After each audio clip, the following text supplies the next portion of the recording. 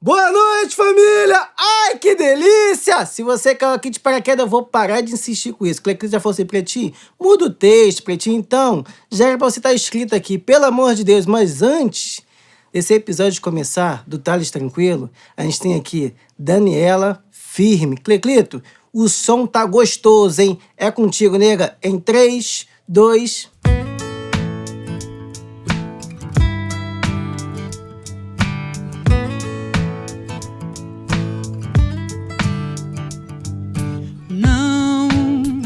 Não se iluda.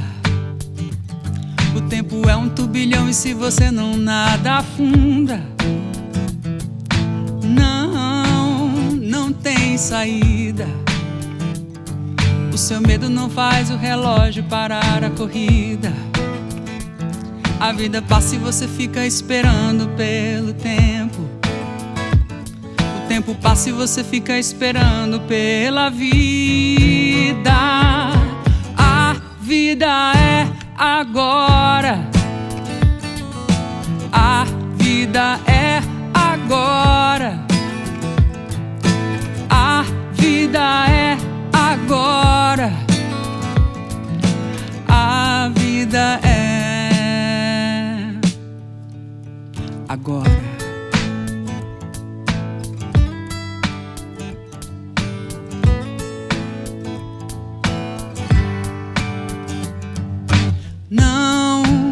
Não vá se esquecer. Os momentos têm hora certa pra acontecer. Não vá se apressar. As coisas não acontecem se você forçar. A vida passa e você fica esperando pelo tempo. O tempo passa e você fica esperando pela vida. A vida é agora. A vida é agora. A vida é agora. A vida é agora. Sorria, nada está sob controle. Respira e vem comigo hoje. Sorria, nada está sob controle. Respira e vem comigo hoje. Agora, agora, agora. Agora, agora, agora. Agora, agora, a vida é agora. Alô! Pô, o Pretinho falou que o Thales é tranquilo. Não é Thales tranquilo, é o Thales idealizador tranquilo. Sim. Não é isso, meu querido? Bom demais. Pô, prazerzaço ter você aqui, Prazer viu? É meu. Pô, legal. Eu não sabia quem era você, só ouvia falar de... Tem o Thales. Tu fica bem quietinho no backstage, eu sou tranquilo. Né? No fim, você é tranquilo. Em alguns momentos eu sou tranquilo. Pô, irmão, brigadaço, viu? Eu que agradeço a oportunidade de falar, conversar. Estamos num muito. renascimento do tranquilo, né? Sim, um renascimento importantíssimo aí, né? A gente tem ciclos que tem que se encerrar pra gente poder nascer de forma mais forte, mais clara depois, né, de novo. A gente vai falar sobre isso, porque tem um tal de um post que foi ano passado, que pegou todo mundo de surpresa, assim. Caramba, pô, parou, terminou. Eu falei, caramba, e eu já pensei em parar algumas vezes, porque tem as dificuldades. Sim. A gente não começa essas coisas pensando no business e tem que virar business no caminho, meio Sim. na marra, né? Mas a gente vai chegar nisso. Me conta como que a música chegou até ti, cara. Já soube que começou tendo banda, mas Sim. como que era a tua infância? Tinha música? Sim.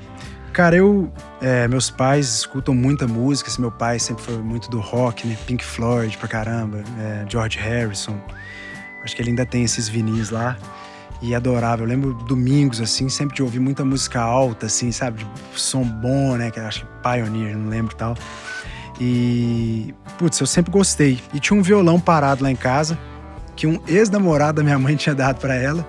E era parado mesmo, porque nenhum deles era músico. Ninguém sabia tocar violão lá em casa. De nylon? De nylon, lá no sofá, no canto da casa empoeirada, né? Que dava aquela poeirinha dentro. E eu ficava pegando aquilo, acho que mais na criança ali, querendo enfim, né, conquistar o espaço dela ali, né, a visibilidade dela ali dos pais e tal. E eu não sabia tocar nada, mas eu pegava, desde criança eu pegava aquele violão. Em algum momento eu cismei que eu queria fazer aula de violão, fiz aula, aí eu sonhava em ser músico, enfim, cara, eu ouvia Sepultura e Claudinho Buchecha na mesma época, e, enfim, comecei, isso, eu era o quê? Adolescente, assim, cara, uns 12 anos, eu acho, 13 anos, agora já tá me falhando a memória disso. Mas comecei a tentar tocar. Nunca fui virtuoso, mas aprendi o básicozinho ali, eu lembro eu mostrando pros meus pais, caicai, balão e tal, e comecei a tocar e tal. E quando eu comecei a aprender algumas coisas, eu falei, cara, é o que eu quero fazer, é isso aqui que eu quero fazer. Aí caiu essa ficha. Caiu a ficha, é o que eu quero fazer. Então, cara, eu sonhava muito mesmo, assim, como artista, de tipo... Cara, sonhava grande mesmo, assim. Na época, muito rock, né, de banda de escola e tal, muito ligado ao rock. Eu fui criado, né, musicalmente muito forte nos anos 90, então grunge pra caramba. Os mineiros tendo estourado ali nos anos 90, aquilo te influenciou? Cara, Skank J?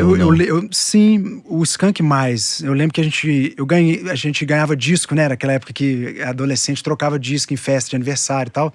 Então eu lembro que eu tinha Samba Poconé, ganhei. Era Skank e Paralamas. O Jota Quest surgiu depois, assim, pelo menos na minha cabeça eu lembro dele surgindo depois. O Skank eu lembro dele vindo, assim, e a minha turma se interessando, assim, né, os adolescentes e tal. Mas eu confesso que acho que quando a gente é mais novo, a gente rejeita, né, o regional, aquilo que é nosso, assim, né? Você primeiro quer o gringo, o grandioso e tal. Então eu era muito do rock, assim, rock gringo, Pearl Jam, assim, cara... O grunge ali te pegou. Até hoje, assim, aquele que me emociona pela memória e tal. Nirvana, você gostou pra caramba? Cara, eu não era do Nirvana. Eu era aquele grunge do Pearl Jam, Stone Temple Pilots e tal. E, incrivelmente, o Nirvana é o que eu menos ouvia do grunge, assim, cara. Isso é raro, acho né? Que Alice in Chains, sempre gostei mais desses. Não sei porquê, não sei também explicar. Mas gostava muito e, putz, tocando, banda de escola e tal. E cismei que era aquilo. Eu até esqueci de falar com você nos bastidores lá, mas assim, eu lembro que eu tinha um sonho até de morar fora, né? A gente falou ali fora do Diesel, que era uma banda de Belo Horizonte. Esses caras eram exemplos pra gente, assim, porque eles bombaram muito e era uma banda de grunge, cantando em inglês e tal. E, putz, cara, eu falei, cara, quero também morar fora e tal. O meu sonho era ir morar fora e tocar em inglês e tal. Aí eu fui, enfim, aí eu acelerando. Você foi pra fora? Não, eu fui, mas por outra razão, mas eu ainda sonhava. Cara, não precisa acelerar, não. Não, pois é, porque eu pulei umas etapas. Eu já tava fazendo turismo, eu fui fazer tipo aquele work experience no Canadá, mas o meu sonho, assim, era, cara, eu vou lá, mas eu vou tocar música. Só que, curiosamente, cara, foi num momento que eu lembro, assim, um ano antes, talvez 2 anos antes, uma, tipo, namoradinha assim e tal, começou a me apresentar mais MPB. Eu tava falando isso com o Vicente ontem, do Paulinho Mosca. E o Paulinho Mosca, ele foi assim, cara, o grande, vamos dizer assim, o ponto nevrálgico do Thales rock ali pro Thales MPB, assim, porque... Foi o Mosca? O Mosca, cara, porque ela me mostrou esse disco, era o Mobile. Eu fiquei enlouquecido com aquilo. Eu falei, cara, pô, é foda esse cara. E era um foda, assim, pô, é um MPB foda, né? Eu tratava com uma coisa que não fosse diferentinho, né? O Mobile tem na época era bem moderno, eu acho assim. Um descasso, eu também verdade. acho, eu também acho. Inclusive de produção, assim. E pirei, e as composições também, eu acho que, assim, todas são boas e tal. Aí eu, porra, comecei a ouvir muito aquilo. E a partir dele, cara, que eu fui ouvir os tradicionais Caetano, Gil, claro que eu já sabia que era, né? Tinha, pô, na MTV, aquela... eu lembro tipo um Luau MTV, mas não era um Luau, era um programa daquela moça principal lá da MTV, esqueci o nome dela agora. Que era tudo mais acústico, né? Uma que era modelo, assim, aí era tipo um quadrado, assim, a galera sentada em volta, mas era um bem acústico, ele voz e violão, então eu lembro de achar bonito. Naqueles top 10 também, sempre sozinho, já tava ganhando ali, em 99, eu acho que era alguma coisa assim. Então, eu flertava com isso. Eu lembro que, assim, achava bonito. Cara, foi essa namorada? Tipo assim... Se você não tivesse conhecido ela, talvez não tivesse o tranquilo. Com certeza não, porque, tipo assim, cara, eu acho que eu ia estar só no rock, né? Se não fosse assim. Vem cá, cara, por que você escolheu o turismo, cara? Cara, é uma história engraçada. Eu escolhi turismo por eliminação. Eu acho que muitas pessoas... Eu fui assim também, jornalismo. É o que tinha ali. Eu fiz... tinha orientação vocacional, minha escola era muito legal. Tinha orientação vocacional. Aí, cara, eu lembro que... Eu falei, cara, eu já chegava nas conversas de orientação vocacional o seguinte, cara, matemática... tudo que tiver matemática eu não quero fazer, cara. Eu não vou fazer. Então, assim, beleza, então engenharia não sei o que não. E aí eu fui eliminando, eu fiquei assim, entre história, porque eu já era músico, eu gostava de cultura. Então, assim, história, geografia eu gostava muito. E, cara, o lance do turismo, eu acho, assim, se não me falha a memória aqui, cara, veio muito por conta dessa coisa da música e do inglês. Eu tinha também namorado uma menina canadense. Então eu tinha uma coisa com o exterior, assim, uma vontade de conhecer e tal, assim. Eu acho que veio disso, porque no fundo, cara, eu nem gosto de viajar, velho. É muito engraçado, eu não gosto de viajar. Você nem é da viagem. Cara, eu tô em choque com a minha namorada, porque ela ama viajar e eu não gosto de viajar, eu quero ficar em casa e tal. E eu já não era muito da viagem, mas eu fui nessa, por eliminação e por juntar matérias que eu gostava. E acabou sendo um curso muito legal para mim, uma formação essencial, assim, grandes amigos que eu fiz lá, professores e, enfim, cara... Você me disse que tem um ponto da faculdade ali que te abriu um pouco pra cultura, pra essa vontade de fazer o que você faz, né? Cara, eu, assim, né, sou filho de pais marxistas, assim, cara. Meu pai é um cara muito... Sempre teve muita crítica com a sociedade. Crítica não só de tá ruim, tá bom, mas de tentar entender a sociedade por um olhar crítico. E o turismo, ele me colocou em contato com grandes pensadores brasileiros, né? Milton Santos, cara...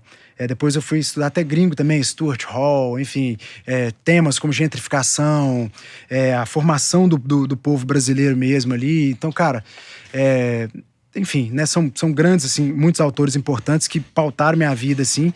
Então eu sempre, a partir dali da minha vida adulta, passei a olhar para o mundo, para o Brasil, como que se formou a cultura do Brasil, por que a gente é assim, por que a gente é assado, por que a gente se comporta de tal forma, por que tal coisa é legal pra gente, por que tal coisa não é.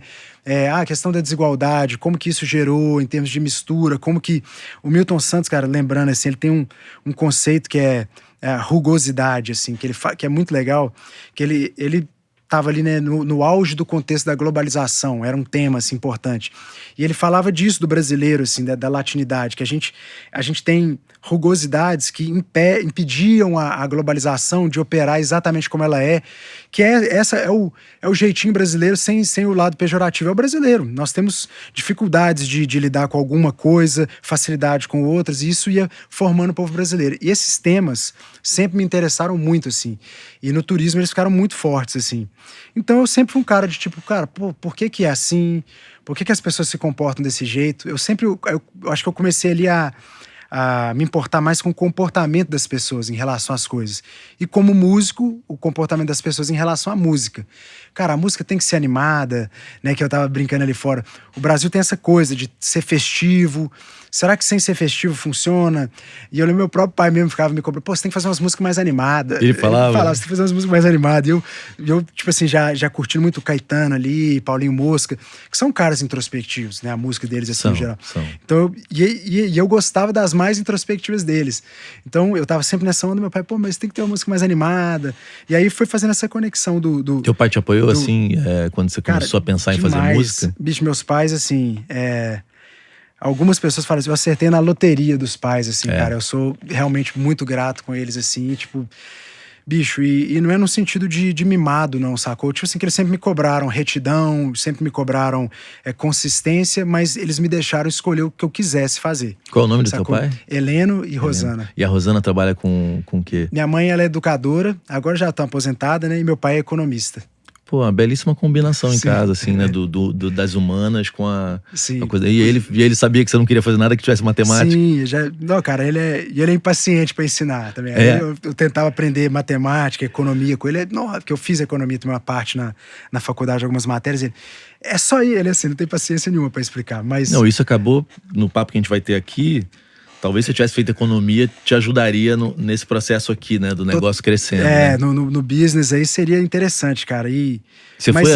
Lá na frente, você chegava a recorrer ao teu pai, de falar, cara, da solução, de ter soluções, assim? Sim, eu troco muita ideia com ele, mas ele tem uma vertente de... e ele até fala disso, né? Como ele é um cara muito marxista, assim, a economia política, né? Então, é muito mais sobre os porquês da sociedade estar como está, a formação social e ser como relações de trabalho e tal, muito mais isso. É mais assim. Nesse lugar. Ele não é um cara do business. Meu pai, ele assim, sempre... Ele até trabalhou em banco, teve alguns negócios, mas ele mesmo fala, cara, eu não sou pra negócio, cara. Eu acho que A gente vai chegar em muita coisa, mas pensando esse cara negócio, eu acho que é muito mais psicologia do que economia, talvez. Claro que você precisa de número, mas, cara,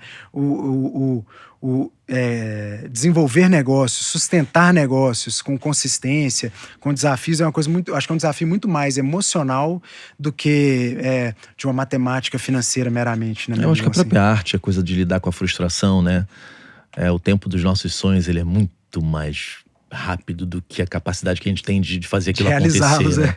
A cabeça já tá lá. Já tá lá, e você falou que passou um pouco por isso, né? De ter uma carreira solo e ver as coisas não acontecendo. Me conta um pouco desse momento artista mesmo. Total.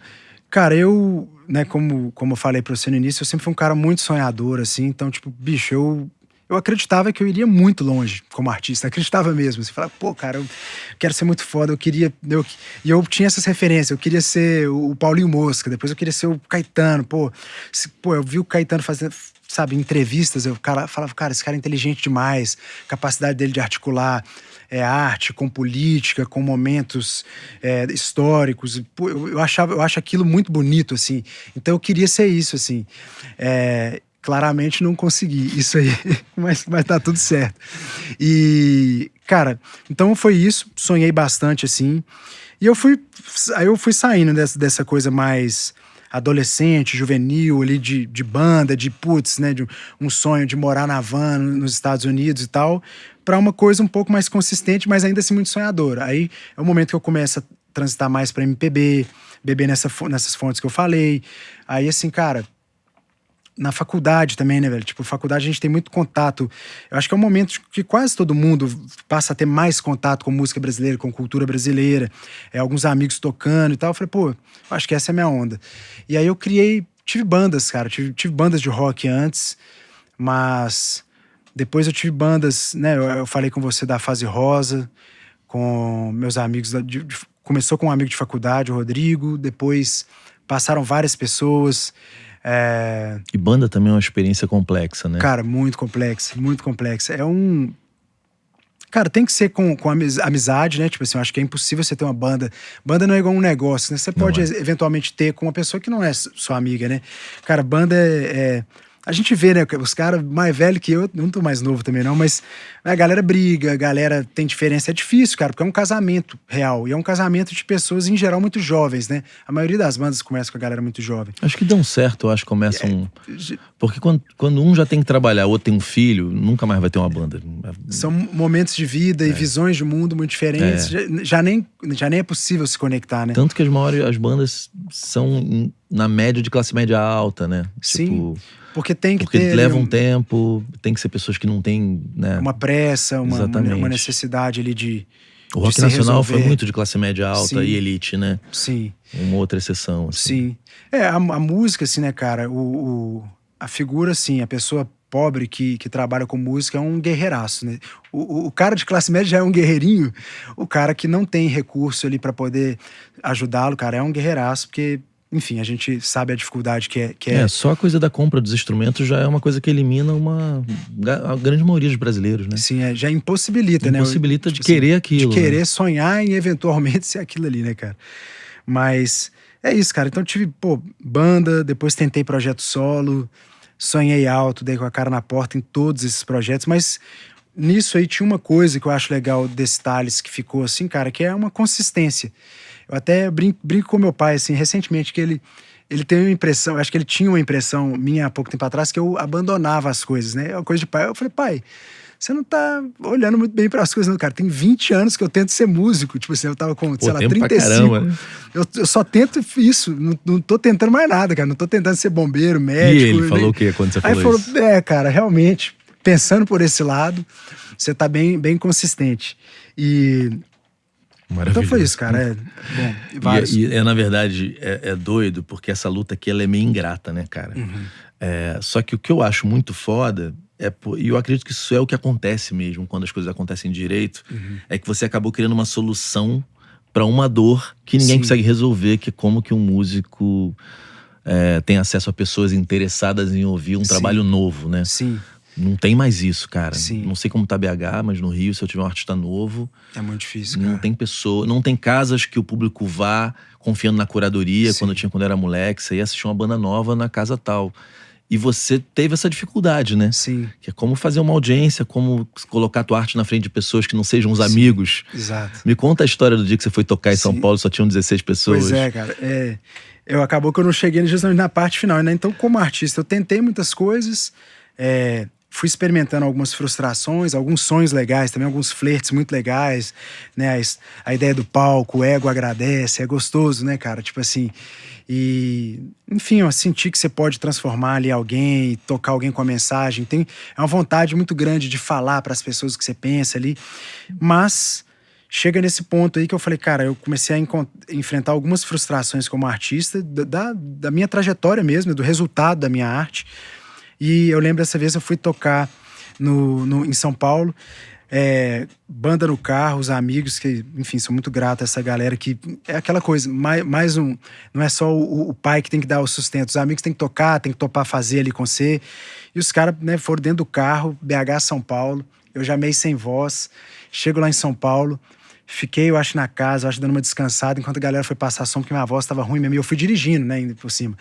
Chego cansado, literalmente, 8 horas de carro e tal, os meninos passaram o som, aí vou lá, quando eu chego lá pra tocar, eu já meio que sabia, mas assim, tinha, sei lá, umas 15, 16 pessoas, cara, eu falei, bicho, isso não era a primeira vez, né, a gente teve outras boas idas a São Paulo, legais, assim, mas foi simbólico pra mim, de eu falar, cara, porra, é muito esforço, muita dedicação, e um choque muito grande do sonho com a realidade, assim. E, cara, chega um momento que não é sobre... Acho que a consistência, ela também tem que entender isso. Cara, eu fui consistente até aqui, tá provado que a minha história com isso aqui acabou, não dá mais. E é um negócio difícil, né, cara? Assim, principalmente que... eu acho que a arte, ela não é uma escolha de profissão tradicional, né? Pô, vou por ali porque o mercado tá bom, vou por aqui. É um negócio emocional mesmo, assim, né, cara? Então, tipo assim, eu tinha um sonho emocional daquilo ali. Então foi duro pra mim, assim. E veio muito disso que você tá Foi uma falando. decisão difícil ali, quando você... Cara, foi porque inicialmente não foi uma decisão assim, tipo, parei, mas foi uma decisão assim, cansei. Então, assim, eu já sabia que eu não... eu me desestimulei, eu não quero mais gravar disco, tal, vou pensar alguma outra forma de fazer isso aqui, mas eu não quero mais isso desse jeito. E veio muito disso, dessa dor, cara. E nessa época também, uma coisa que eu acho que faz parte desse momento, eu tocava muito em barzinho, né? Pra fazer uma grana, é a forma que eu me mantinha, porque autoral, impossível. E eu senti, então, duas coisas, assim, cara, é uma palavra até difícil, mas é necessário de falar. Eu senti humilhação real, assim, como artista. Esse processo de tocar em São Paulo, eu senti humilhação, e acontecia ocasionalmente, né, quando eu ia fazer algum show autoral que naufragava. Esse, especialmente, eu coloquei muita expectativa, então foi humilhante, assim. E o barzinho também, porque era um negócio assim, cara, eu gostava, eu tocava umas músicas que eu gostava, eu já era meio cabeça dura nisso, eu tocava só o que eu queria, e funcionava até certo ponto, as pessoas gostavam, pô, sua voz é bonita, legal e tal. Mas assim, cara, as pessoas estavam ali, sei lá, cara, o cara comendo um churrasquinho, ou se ele mandando um negócio, o cara mandando um risotão ali. Aí eu lembro lá no Santa Teresa, eu tocava no lugar, a estufa de batata frita na minha cabeça. Falei, cara, eu não quero isso, assim, sabe? E respeito demais e desejo, na verdade, toda a trajetória de crescimento pra quem tá nessa. Porque é um negócio duro, cara, não é legal. Não é pra todo mundo. E eu guardei isso pra mim. Falei, cara, isso não é legal.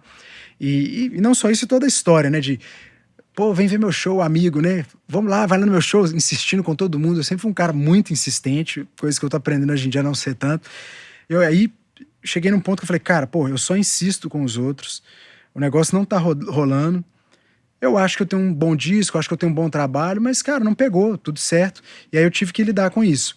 E o Tranquilo, ele nasce nesse contexto, porque, cara, eu queria criar uma solução pra mim, no fim das contas. Mas só que não era pra mim mais, porque eu já tava sem a energia de levar aquilo pra frente.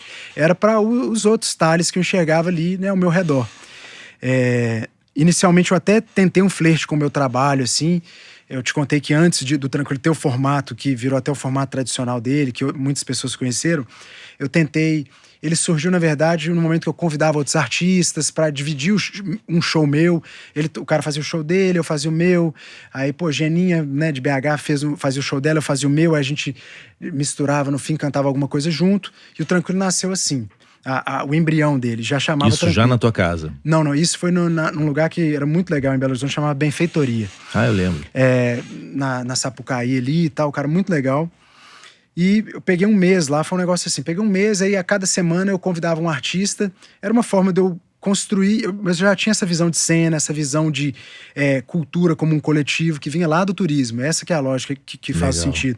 Então eu falei, pô, as coisas têm que se construir coletivamente, você vai aglutinando pessoas, ideias, comportamentos, e a gente vai influenciando redores pra gente construir até uma audiência conjunta, vamos colocar assim, e todo mundo ia, ou grande parte ia, ou impulsionar os mais talentosos que seja ali, né? Que seja isso. Então eu comecei isso. E foi muito legal, na real, cara. Funcionou pra caramba pro propósito que era. Devia ser um rolê ali que já ia umas 40 pessoas. E isso, assim, pra quem tá em casa, talvez isso pareça muito pouco, mas a gente sabe que até hoje é muito pra um artista independente. 40 gente pra caramba pra tirar de casa e levar num show de um artista novo, cara. Pois é. E a gente nessa e tal... Aí rolou isso. Depois disso eu tentei como um mini festival dentro de uma casa de shows, chama Amadoria, lá em Belo Horizonte. Aí fiz com banda. Aí eu já vi que não era aquilo também, cara, complexidade de operação e tal. E eu nem tinha essa visão de operação, eu só achava complexo, chato, não vai dar certo isso aqui. Desanimei, fiz e falei, cara, não vai rolar, mas já chamava tranquilo. Rafael Cui, que é amigo meu, fez a logo, a arte, ele acreditou muito na ideia, falou, cara, é muito boa a ideia. E fez essa logo pra mim, que é mais ou menos a mesma que a gente usa até hoje. E ficou isso, embrionário ali. Aí quando a porrada da minha música veio mais forte, aí eu falei, não, cara, é esse negócio, é esse projeto aí que eu tenho que fazer. Eu preciso fazer esse projeto porque ele vai ser a solução. Aí eu redesenhei algumas coisas, chamei um monte de artistas de Belo Horizonte pra co-construir isso comigo ali. Falei, cara, pô, vamos junto e tal. Chamei uma galera mesmo, cara, tinha umas 10, 15 pessoas assim. Pra pensar junto. Pra pensar junto lá em casa e tal. Só que é aquela dificuldade, né, velho? Artista, ele é mais criação do que operação, e tudo certo. E eu tentei, e eu ainda tinha esse sonho do coletivo, misturado talvez com o medo também de fracassar sozinho, então eu queria dividir com os outros ali a responsabilidade, e convidei essa galera. Só que o negócio começou a emperrar. E ali começou a fortalecer uma coisa em mim, de talvez maturidade, de idade mesmo. Falei, cara, foda-se, eu quero fazer essa parada funcionar, sacou? Eu quero fazer isso aqui acontecer. Então eu tentei, eu dava umas cutucadas, vamos gente, então vamos definir. Aí, pô, não, esse negócio de não divulgar, de esconder, não vai dar certo não, nada a ver. Pô, cara, tem que ter flyer, tem que ter não sei o que. Eu falei, galera, a gente manda flyer pra todo mundo, ninguém tá nem aí pra gente. E eu não tinha estudo de marketing nenhum, mas eu já então tava tendo essa não era visão. uma coisa de vou criar escassez. Não tinha. Foi meio na dor mesmo. Tinha essa coisa da escassez, mas não com essa elaboração de um marqueteiro, sacou? Era assim, cara, correr atrás dos outros não funciona. E é legal que a gente tá falando de Seth Godin, porque é isso, ele fala isso. Fala né? isso. É o spam, né? Você ficar ali correndo atrás da pessoa, cara, né? Assediar mesmo a pessoa, isso não funciona, cara. Assim, só que eu não tinha essa elaboração toda, mas eu sacava que não funcionava. Falava, cara, ficar cansando a pessoa, isso vai desvalorizando o trabalho do artista. Vai ficando humilhante, ele vai ficando cada vez menor. Vem. Essa sensação de humilhação, acho que eu também tive banda e parei mais ou menos na tua idade também. Ela é uma constante, todo mundo. E as pessoas, eu não sei como que se chama em BH, mas aqui no Rio era. Pô, teve showzinho teu, né? Pô, no próximo showzinho eu vou aquilo. Não, vou te dar uma força, né? Vou lá te dar uma força. Cara, eu ia morrendo um pouquinho todos os dias, Sim. né? Até a hora que eu passei pelo mesmo. E eu acho que essa é a dor de quase todo mundo. Quase todo músico, cara. É um fundo ali que alguns pulam, e esse aí a gente tem que, ó, cara, aplaudir muito, mesmo, né, porque, cara? E, cara, é isso. Aí, putz, aí o projeto nasceu nesse contexto, assim. Caralho, velho, aí eu lembro de eu pôr nessa pressão, assim. Aí chegou um dia, cara, que foi isso, assim, eu me cansei, assim, falei, bicho, não, acho que não vai rolar. Aí eu falei, galera, ó, eu vou fazer semana que vem. Quem vem? Vambora? Aí eu lembro que o Bernardo Bauer ficou, um grande músico de Belo Horizonte. Acho que foi só ele, assim. Aí ele fez algumas edições comigo, tipo assim, ele topou, vambora. Aí fomos convidando a galera e já nasceu semanal, mas meio que assim, foi igual eu fui te contando. Na tua casa mesmo? Sim, na minha casa. Aí foi empurrando. Esse era música mineira livre, porque o Tranquilo era mega bairrista. Quando nasceu, cara, eu era muito cabeça dura E assim, eu não me considero um cara cabeça dura mais, de fato, mas eu era muito cabeça dura. Eu tinha... cabeça dura e arrogante. Eu tinha certeza que as pessoas iam sair do Rio, o Clemente ia sair do Rio e ia lá pra conhecer o Tranquilo lá, no quintal da minha casa. Eu queria isso, assim, sabe? Assim, eu acreditava firmemente nisso. E, cara, isso é bom também, porque né, tem um lado bom da energia de fazer a coisa acontecer e tal. Mas aí, vários capítulos depois... Estreou com quem o Tranquilo já no formato? Você lembra? Eu lembro Luca Noaco, ele tá até aqui no Rio, cara. É um cara bem genial, assim. Eu acho que ele tocou no primeiro. O Bernardo Bauer tocou no primeiro. Minha memória é boa com essa coisa, cara. Arthur. E você sentiu que a estratégia de dar o endereço de maneira secreta, tudo cara, isso funcionou? Funcionou, cara. E tinha isso também, assim, que eu falei, cara, se a gente for atrás de todo mundo... Eu tô falando, tinha o marketing todo sem eu ter essa elaboração. Porque, tipo assim, eu falava, cara, se a gente for atrás, desvaloriza. Cara, e tinha um pouco de raiva, eu confesso. Você tava meio de saco cheio de chamar, né? Eu tava com raiva, eu acho que eu tava com raiva. Tranquilo, eu fui criado com frustração e raiva. Tipo assim, cara, com raiva das pessoas não valorizarem a arte, não valorizarem música. Eu falei, cara, quem quiser que venha. Era meio que assim, no fundo eu queria, venham, por favor. Mas assim, eu queria testar. Tipo assim, cara, então é assim. Aí eu criava, era enquete no Instagram, dentro do meu Instagram. Cara, se você quiser vir no Tranquilo... diga sim, diga vem, vou, tal, ou não.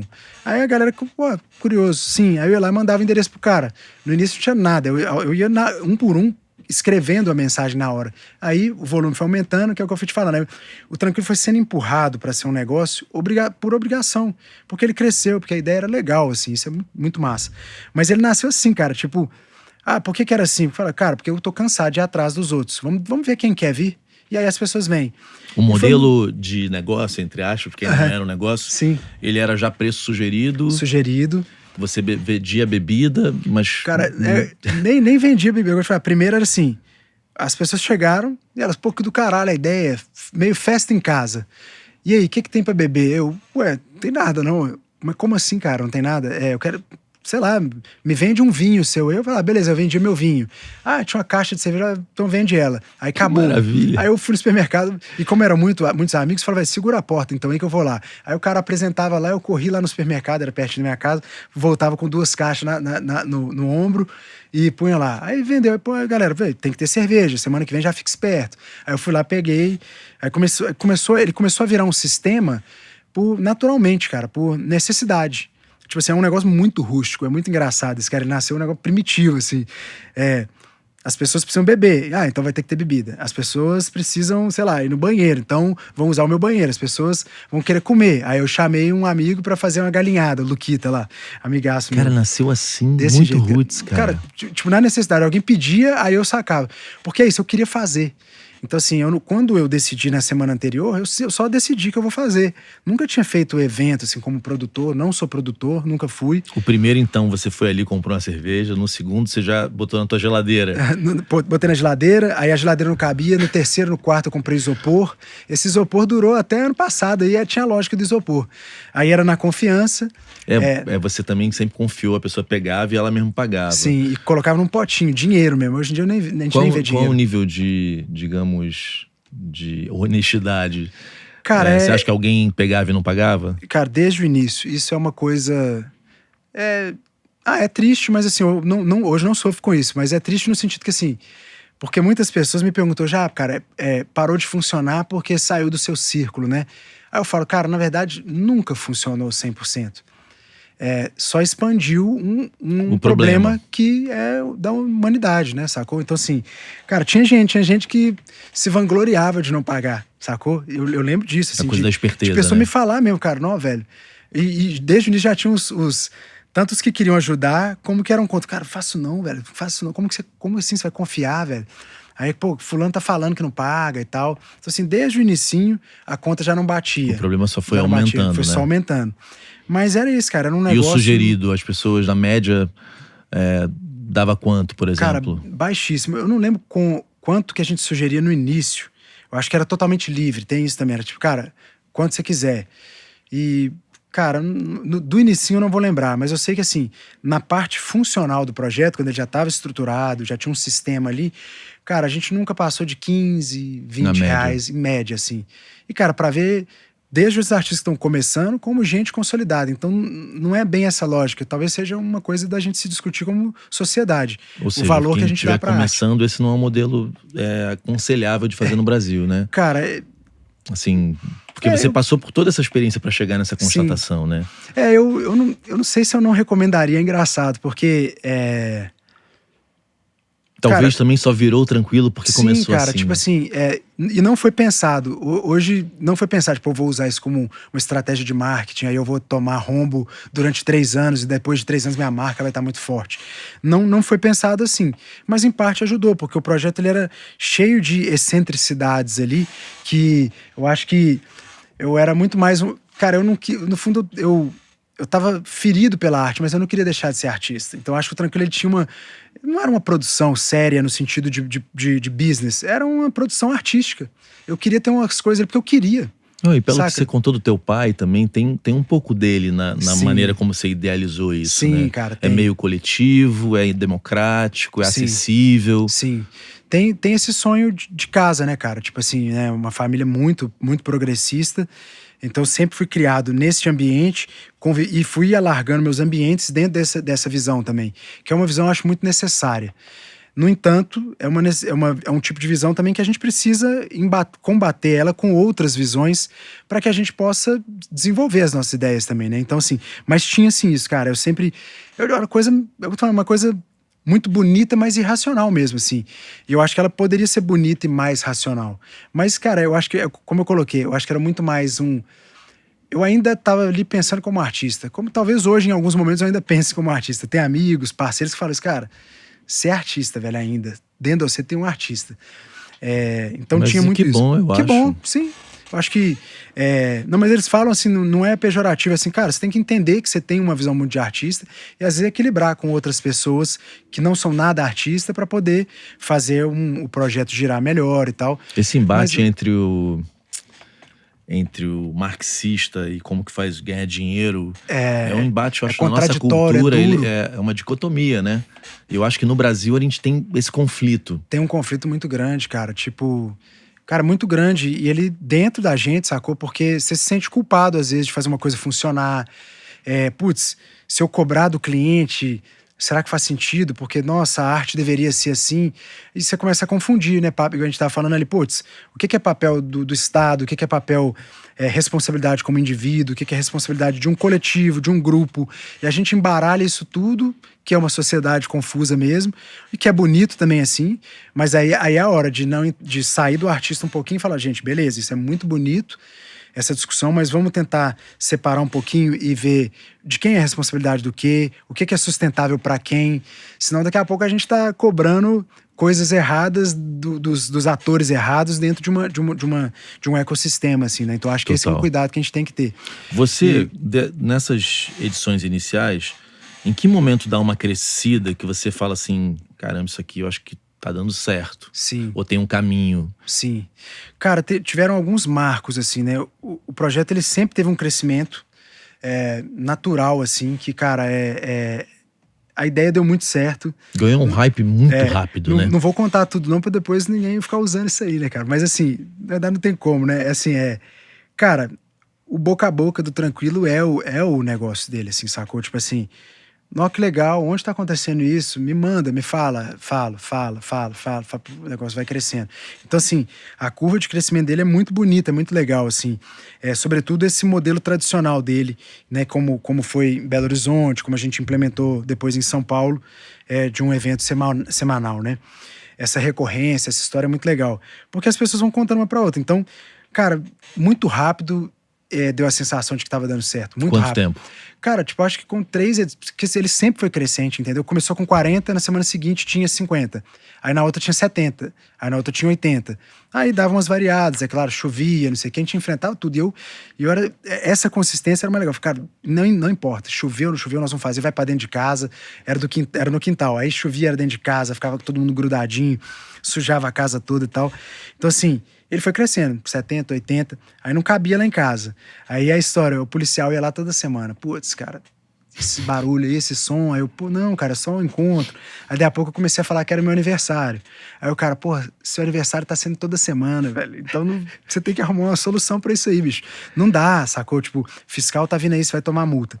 Até que no fatídico dia, uma grande, né, um marco do Tranquilo, o fiscal foi lá mesmo, o policial apontou lá, o fiscal tá lá, ó, atrás daquela árvore lá, medindo o som, porque os vizinhos estão reclamando e tal. Era amplificado ou era Cara, era acústico? amplificado, mas com as caixinhas que eu fazia em barzinho. Stannerzinha lá e tal. Pô, fiz propaganda gratuita e depois Tá tudo certo. depois eles mandam dinheiro lá pro Tranquilo, por favor. As caixinhas lá, aquela caixinha tradicional de bar, mas já intimista, a ideia já era que fosse baixo. Botar o pé baixinho só pra somar, né? Cara, eu insistia muito que fosse baixo, porque é aquela coisa, quanto mais se aumenta, mais o público aumenta. Mais aumenta, mais o público aumenta. E era uma coisa também que eu gostava, cara, um som baixinho assim, enfim, cara, você escutar a dicção da pessoa. E é isso, aí vem muito dessa fonte da MPB, assim, cara, pra mim, assim, tem disco do Gil, eu prefiro o Gil voz e violão. Tem disco do Caetano, eu prefiro Caetano voz e violão. O voz e violão, pra mim, eu tenho um tesão bizarro com o voz e violão, cara. Acho, pra mim, é o movimento, assim, é onde a pessoa, sei lá, cara, você vê a imperfeição da pessoa, tudo ali, enfim. Então essa coisa do silêncio, você já tava... Já tinha base, uma busca. Muito forte. Não, isso, cara, isso era muito central, porque a gente falou de tanta coisa, mas o grande lance do Tranquilo era a atenção do público para com o artista. Porque vinha daquela humilhação. Eu falava, cara, eu não quero tocar isso um coadjuvante, sabe? Então eu não quero construir um rolê que o artista seja um coadjuvante. Então, assim, eu pedia silêncio, já tinha um discurso, a galera falava que eu falava muito lá no palco, não tinha roteiro, não tinha nada, saia falando, gente, ó, estamos aqui para valorizar a arte e tal. Então, durante a música, a gente faz silêncio total, desde o dia 1. Eu lembro, aí, pô, Vitor Santana, amigaço meu lá de BH, me ensinou lá que, acho que são os portugueses, assim, que eles batem palma assim, em alguns saraus, aí. Então, galera, na hora que for bater palma era assim. Pô, um monte de coisa legal, assim. E era muito forte a questão do silêncio e da atenção.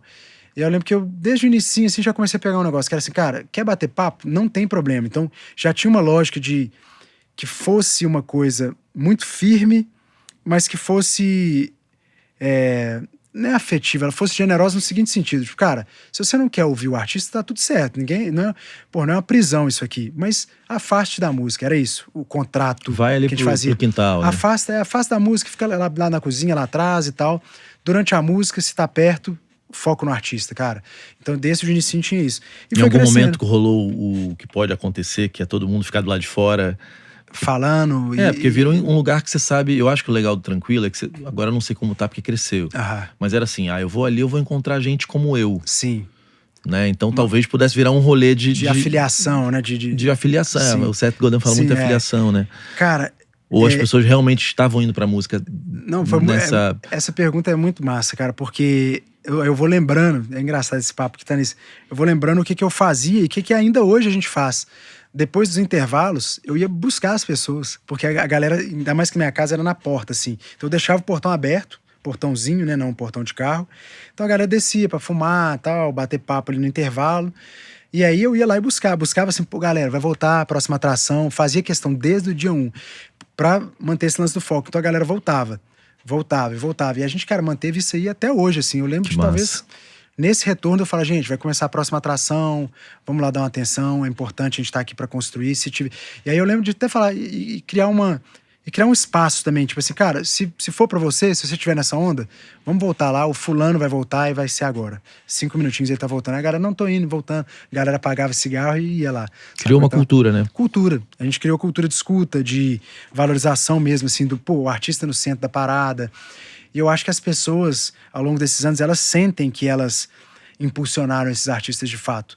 Isso é muito legal, porque parte disso é muito verdade, parte não é. A gente vai, né, provavelmente falar desses capítulos, que a gente precisa entender que estar presente num lugar por si só não é exatamente apoiar. A gente precisa de outros gestos mais concretos, né? Às vezes pagar pela arte é necessário, mas nesses anos, cara, a gente levou multidões de pessoas impulsionando muito o artista, cara. Tipo assim, é claro que não é o tranquilo responsável pela luz do artista. O artista tem a luz própria dele lá. Mas, cara, Marina Sena tocou no quintal da minha casa. Ela era uma pós-adolescente, sacou? Tipo, novinha mesmo ali, começando a história do Rosa Neon. Tocou algumas vezes no tranquilo, Olha, muitas que vezes, legal, cara. Muitas vezes. Ela fez uma live com a gente no bloco de carnaval nosso. Cara, bate papo com ela no sofá disso, assim. Inclusive da fama. Eu lembro que foi um dia que eu falei, cara, essa menina, ela vai ficar famosa com certeza. Ela Você sentiu isso? Cara, porque ela era muito convicta, assim. Tipo, ela falou, cara, eu lembro que eu tava falando, não, velho, eu não aguentaria, porque era sobre Rosa Neon, porque eu vi que o Rosa Neon, ele tinha... Eu lembro que eu reparei, eles tinham fãs muito novinhos. Falei, cara, eu não conseguiria, eu acho, lidar com essa coisa de fama e tal, e lidar com, pô, galera novinha, tipo, te perseguindo, te procurando ali. Ela, cara, não, é tudo que eu quero. Eu quero não conseguir ir na padaria. Eu lembro que ela falou isso. Assim, eu quero não conseguir ir na padaria. E eu falo, não, eu queria ser tipo, se eu ficasse famoso, eu ia ser tipo o Amarante, eu ia pra fora do Brasil e tal. Meio que não conseguiria, cara, lidar ela. Não, eu quero não conseguir ir na padaria. Pô, ainda bem que você não ficou famoso, você ia sofrer. Você ia ser aquele cara que ia falar, e aí, tá, porra, tá bombado, cara. Porra, mas, porra, tipo, o triste, né? Tá o me famoso. Fazendo mal. Não, tem gente que é assim mesmo, né? O super sucesso triste, né? Triste. Mas é isso, cara. Mas esses percalços aí foram gerando crescimentos no projeto, cara, mas muito rápido eu vi que funcionaria. Não como negócio. Você sentiu o que é o sucesso, né? Eu senti que era o sucesso. Aquela parada que não rolou como artista. Eu falei, aqui a galera gosta. De mim eles não gostavam. Eu senti um pouco isso no podcast também, tipo... Funciona mais. Eu acho que tem coisas que nasceram pra acontecer. Cada vez mais eu tenho essa sensação, cara. Sim. Às vezes a gente tá numa parada que a gente quer muito, mas, sei lá, o universo não quer. Sim. Não sei se isso existe, mas eu tenho uma sensação de, cara, eu tava insistindo em algo que o universo não preparou pra mim. Sim. E aí fui pra um lugar que eu acho que o tranquilo é muito mais rápido ainda, né? Você falou que a itinerância foi por uma obrigação, então. Foi por porque obrigação. o fiscal descobriu lá. Descobriu, aí depois que ele descobriu que o meu aniversário era toda semana, aí interromperam, eu falei, cara... Eu tinha essa ainda, que até hoje, né, cara, assim, é uma fé cega às vezes, assim, falei, cara, foda-se, vamos seguir com isso aí. Eu fui pra dentro da casa avisar a galera, vai ter que acabar hoje, mas semana que vem nós vamos dar um jeito aí e tal. Eu já tava assim, cara, não vou desistir. E aí, no outro dia eu já tava, gente, alguém empresta a casa pra gente fazer o tranquilo? Vou fazer o tranquilo cada semana numa casa, que aí o fiscal não acha a gente. Né? O fiscal, assim, né? Os fiscais. Apareceu pessoas querendo ou não? Cara, apareceram várias pessoas queridas, assim, que... Putz, depois vale até tentar lembrar, assim, mas, cara, foram várias pessoas. Aí eu, sei lá, tinha que pagar uma taxinha pra pessoa de limpeza, alguns emprestavam mesmo, e o projeto foi itinerante. Sempre na zona leste de BH. Qual é a zona leste? Floresta, Santa Teresa. Floresta Santa Teresa, o projeto nasceu muito ali. Nasceu no Floresta e foi irradiando para outras regiões do Floresta e do Santa Teresa. São bairros ali bem culturais em Belo Horizonte, né? Tipo assim, pra quem não conhece, sei lá, tipo um Botafogo do Rio, Vila Madalena ali de São Paulo, né? Com esse perfil, né? Com esse perfil. Então, pô, bairro legal, e foi crescendo. Depois foi irradiando um pouquinho mais, foi crescendo, porque, cara, na itinerância, a gente foi chegando em casas maiores, porque já não tava cabendo a minha casa, a verdade era essa, cara. Minha casa era uma casa legal, assim, mas uma entradinha, a gente já tava botando 120 pessoas, 150 pessoas, gente ficava pra fora e tal.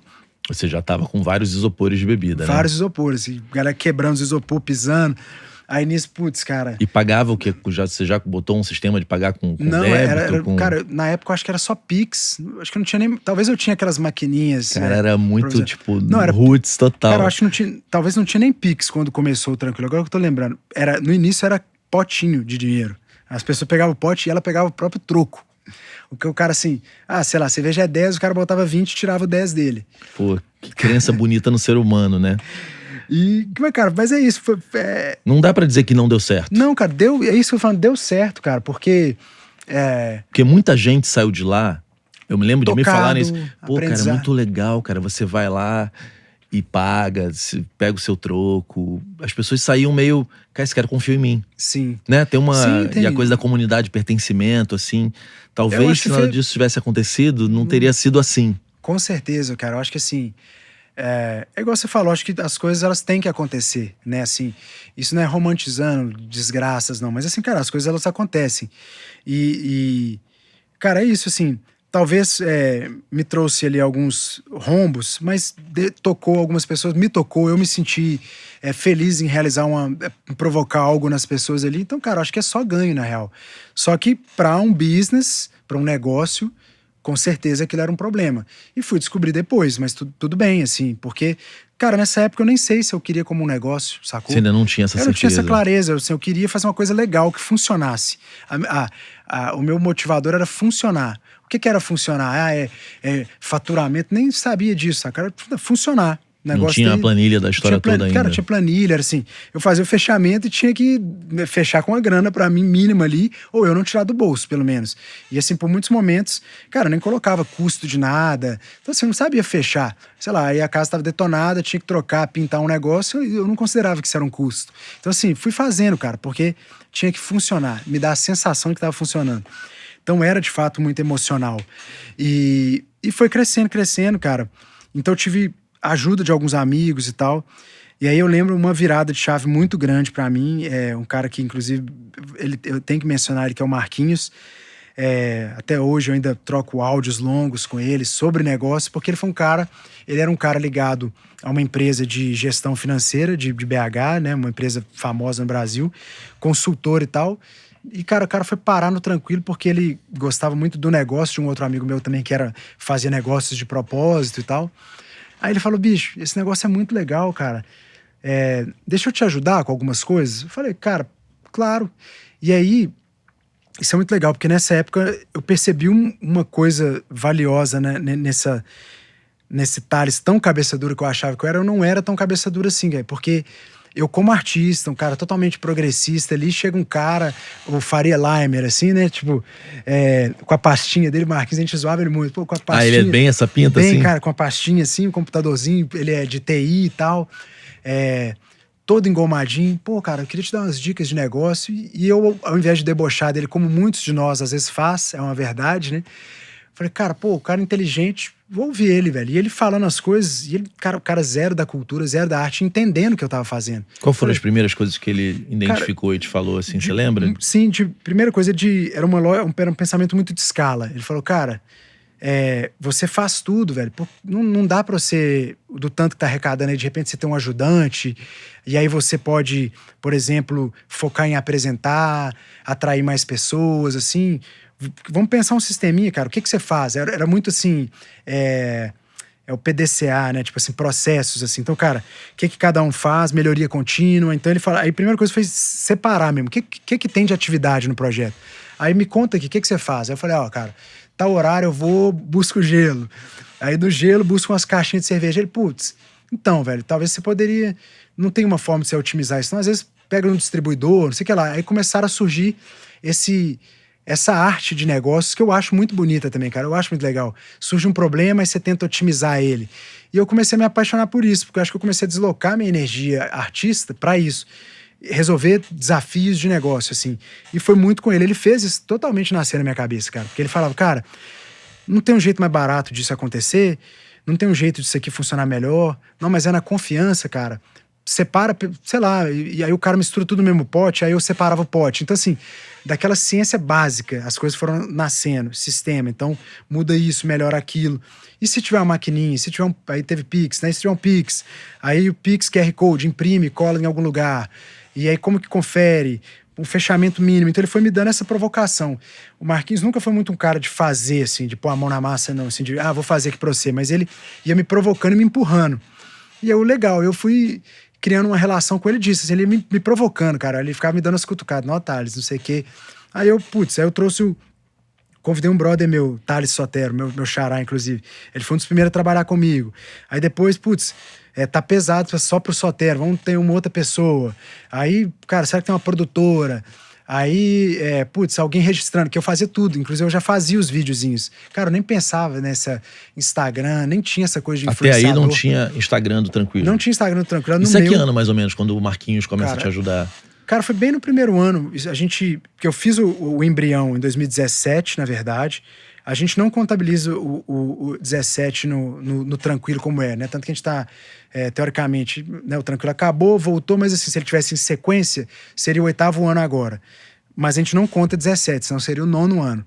não sei porquê. Eu matei esse embrião, deixei esse embrião lá.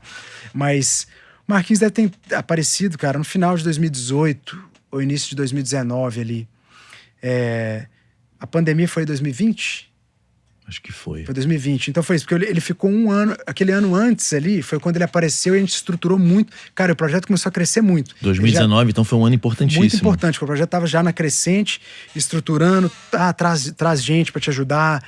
Será que fica alguém no bar pegando? Sei lá, eu não lembro a estrutura exatamente na época, mas assim, já tinha uma lógica de que precisa de registrar, fazer o conteúdo, botar nos stories, porque isso atrai as pessoas, gera curiosidade. Não era claramente sistematizado, mas era por... Cara, tipo assim, necessidade. E como que você começou a fazer aqueles stories do sim, não e manda o endereço? Isso é desde o início, isso desde o primeiro dia. Mas você conseguiu manter isso no primeiro ano inteiro? Mantive assim? E eu respondia, não tinha robô, não tinha nada, eu fazia tudo. Cara, eu ficava o dia inteiro. E o Marquinhos foi um dos que falou, não, cara, será que não tem uma tecnologia já disso? Nem tinha, eu acho, na época. No início, não eu acho tinha que mini-chats ainda, né? Cara, eu acho que ele não fazia isso. Se tinha, ele não fazia isso. Ele foi aparecendo tranquilo, cara, quando já tava bem escalado, bem grande, assim. Cara, a gente recebia, sei lá, tipo... 4.000 eu vou, saca? Tipo assim, e até uns 2.000 era manual, a galera do marketing lá mandando. Você ficava o dia inteiro. Copiava o texto e ficava, eu vou colando e mandando. E, não, cara, isso é muita loucura lembrar, assim, engraçado porque demais, cara. É meio o início, né, cara? Não, muito doido. E foi nessa, pô, então Marquinhos, desde isso até recente, cara, até agora eu troco ideia com ele, Marquinhos, tô com esse desafio. E ele tinha sempre essa visão de expandir, de crescer, que ele acha que é um negócio que dá pra expandir, dá pra melhorar. E me tirar do operacional, era a visão dele. Cara, ele é um cara estratégico, você é um cara de muita visão. Você conhece o comportamento das pessoas relacionado à música e tal. Você precisa estar olhando isso pro projeto se enriquecer E menos ficar nisso. fazendo coisas que uma outra pessoa poderia fazer por você, você, fazia né? Fazia tudo. Cara, é exatamente isso. Ele foi mapeando o que eu fazia, porque eu lembro, era no posto lá. Cara, eu voltava com o gelo no ombro, assim, no ombro no início, assim mesmo, que era um só. Aí depois precisava de 4 gelos, aí eu comecei a ir de carro. Aí eu comprava gelo, cerveja. Aí tudo isso eu fui sistematizando e transformando, né, para as pessoas irem para ir e montando equipe. E curadoria, cara, na medida que foi tendo toda semana e foi aumentando, Sim. porque começa todo mundo a querer participar, né? Total. Cara, no início eu lembro de ser eu mesmo. O Bauer, né, que eu falei, ele ajudou, com certeza, mas bem no inicinho. Cara, depois disso, cara, ficou um bom... Eu não vou lembrar quando parou de ser eu, assim, mas eu fiquei muito tempo, tipo assim, lidando com todo mundo. E era isso, cara. Extenuante, bicho. Tipo assim, muito, porque tem várias tocar... questãozinhas. Quem toca primeiro, o que tem que levar, o que não leva. Cara, era uma frustração atrás de frustração, porque eu fazia produção, buscava o gelo, selecionava quem vai tocar, quantos minutos, que hora que acaba. E era isso, mas, cara, eu entrei nessa onda e eu gostei disso, sacou? Eu aprendi a viver nesse lugar aí por muito tempo, assim. Num caos, meu. Era um caos gostoso demais, mas era um caos. E eu fiz essa curadoria por muito tempo, cara, acho que uns 2 anos, provavelmente, assim. Depois... A ida para São Paulo acontece em 2019 ou é depois da pandemia? São Paulo foi... Não, foi pós-pandemia. Foi pós-pandemia. Então, ali até a pandemia aconteceu ali na tua área. Sim, Belo Horizonte, Zona Leste ali, aí a gente já tava em área central. E eu lembro que eu vendo as notícias, cara, lá na hora que surgiu na China, eu tive uma visão. Falei, cara, essa parada vai me ferrar, velho. Você teve essa noção, cara, eu tive assim? em dezembro, velho. Eu falei, cara... Esse negócio tá muito estranho, velho. Pô, a China é gigante, um tal vírus vai se parar pra todo mundo. Eu lembro que, assim, não tava todo mundo acompanhando ou não querendo, assim. Eu lembro que eu cismei com essa parada, eu fiquei de olho. Eu olhava, assim, e falava, cara, esse negócio aqui vai chegar aqui. E eu ficava meio de olho, assim, olhando de lado, vai chegar aqui, vai chegar aqui. Aí, eu lembro que quando a gente foi pro carnaval, eu já tinha... O estopim foi pós-carnaval, né? Foi pós-carnaval. Eu já tinha essa visão. Eu falei, cara... Vamos com tudo e, sei lá, cara, vamos ver o que vai dar aqui, ver se eu consigo fazer alguns, mas eu vi que tava parando tudo, a gente fez uma e aí parou.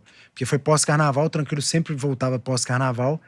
E aí foi lindo, cara, a gente fez no 104, a gente faz várias edições lá ainda, só que era num espaço que hoje é onde é o Monté, que eles são inclusive bem parceiros do Tranquilo, ajudam a gente muito nisso no espaço lá em BH. Eles administram o 104 hoje em dia, só que esse lugar virou um bar. E aí fizemos lá, cara, já tinha, na época, umas 300 pessoas, bonito, assim. Foi, pô, Nath Rodrigues. Cara, teve o... Pô, esqueci o nome dele agora, cara. Vovô Bebê é o Instagram dele. Cara, o que agora tá explodido? Não, é um musicaço, cara. Toca violão pra caralho. Tipo... Cara, esses caras, assim, gênios, assim, que claro, naturalmente não é pop, né? Esqueci o nome dele, cara. Eu lembro do Instagram por causa disso. É um cara muito foda, assim. Vovô Bebê. Vovô Bebê. A galera do Rio sabe aqui na cena quem é. Eu esqueci o nome aqui, cara, mas era... Eu lembro que ele tocou, foi ele. E é tipo gêniozinho mesmo, assim, cara. Galera, assim, conectado com Fred Leodoro. Essa galera. Tipo assim, mas da MPB, assim, um gênio. E ele é carioca. Nessa linha de tempo, tem um momento que você começa a empreender no carnaval, né? Sim.